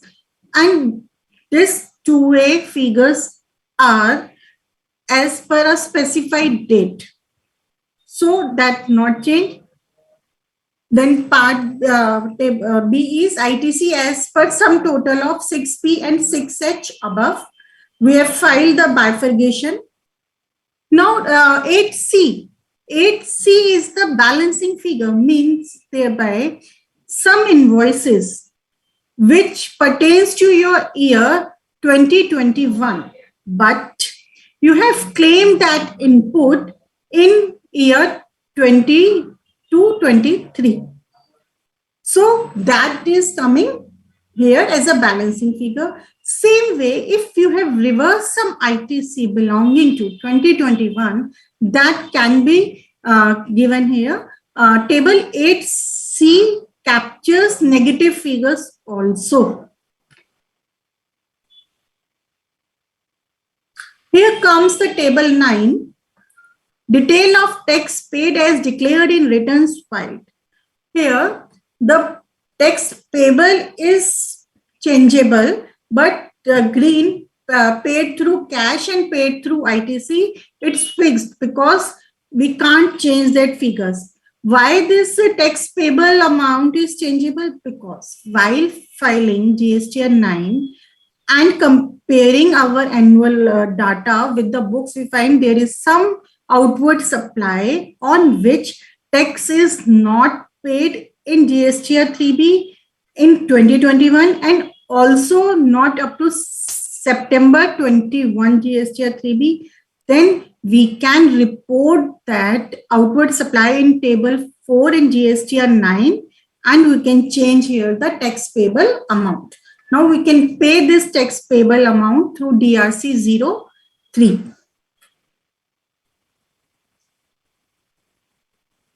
Particulars of the transactions for the financial year. Here, this table 10, 11, 12, 13 are the most critical table of GSTR 9.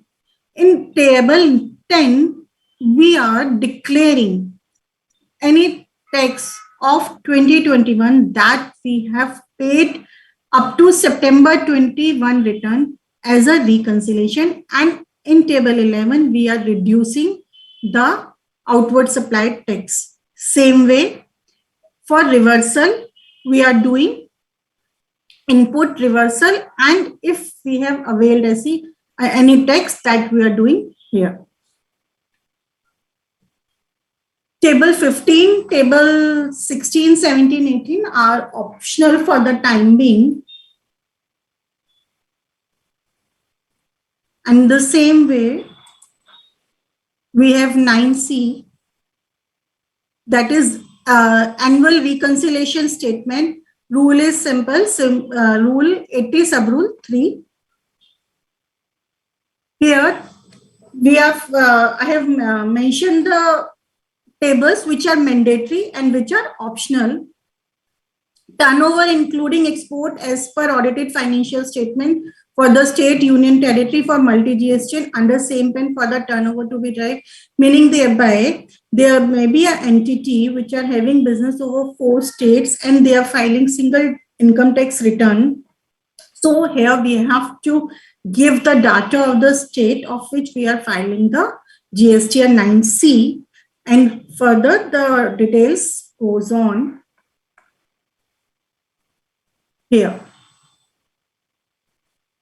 This is how GSTR 9 is dependent on GSTR 9. I have mentioned table 5N plus table 10 minus table 11, meaning thereby 5N is the total of outward supply that we have shown as in table 4 as the taxable and in table 5 as the non-taxable. 11 is the any addition in the outward supply, and 11 is minus if we have reduced the outward supply.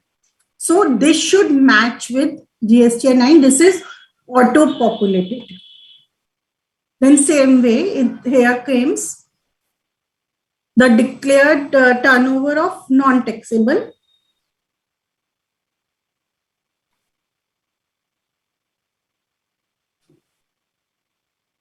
Now the next part is part 3 of 9C is reconciliation of tax paid. Here we fill tax as per our books, both reverse charge and forward charge. Then the tax paid by us came here as 9 plus 10 minus 11. 9, as we have discussed, is the tax payable, and 10 is any additions made, and 11 is any reductions done.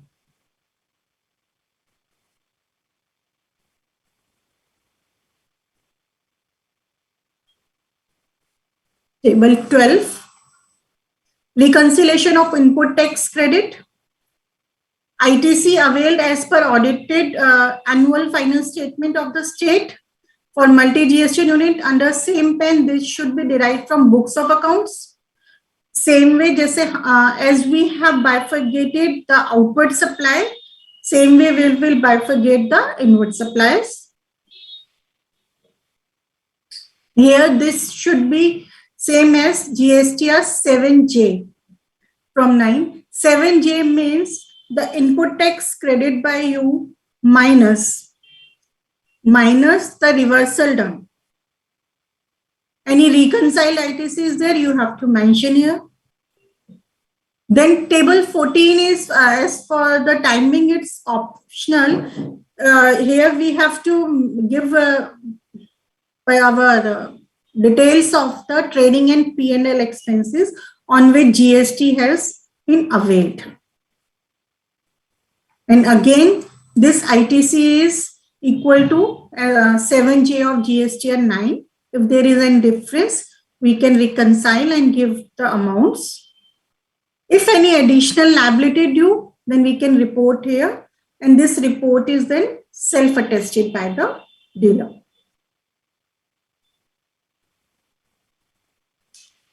That's also.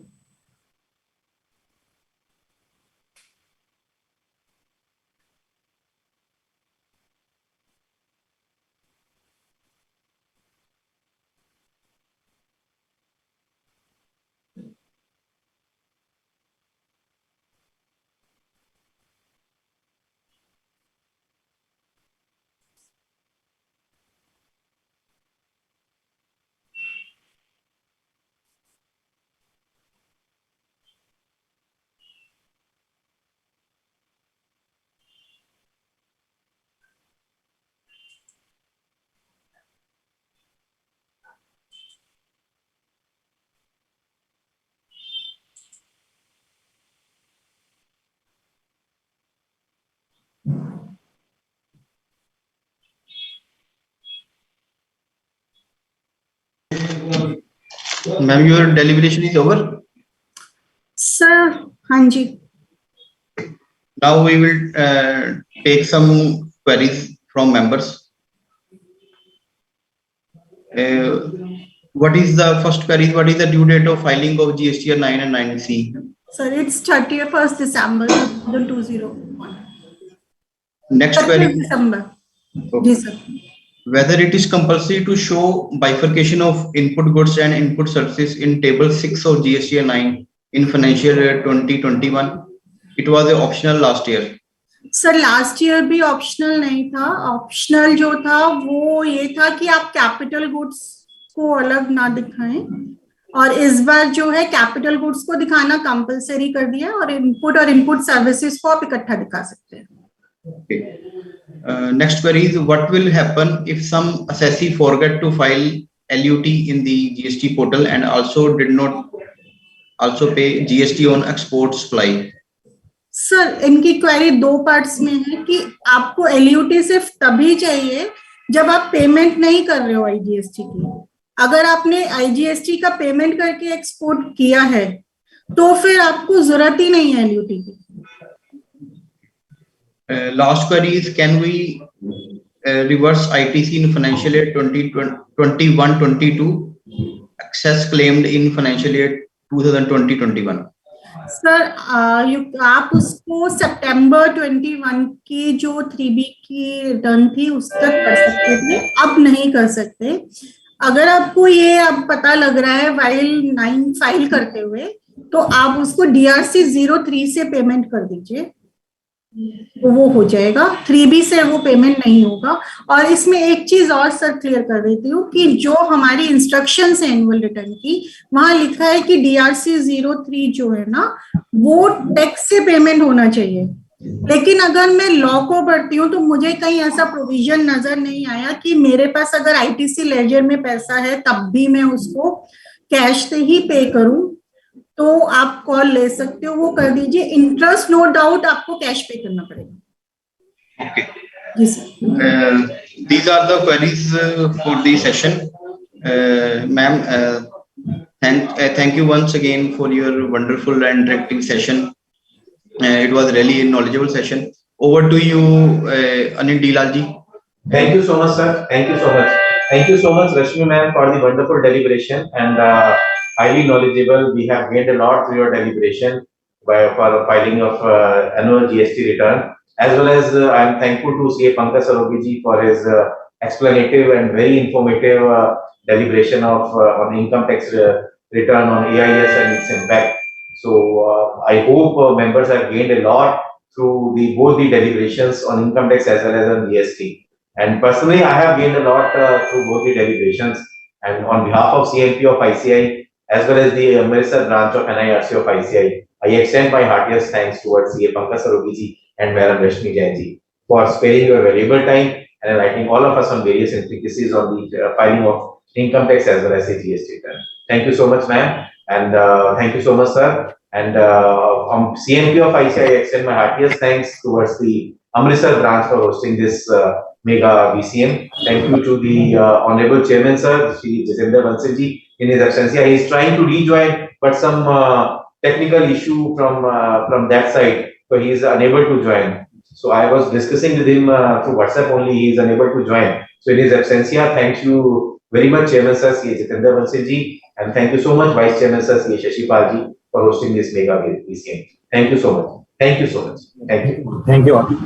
Thank you. Good evening. Namaste.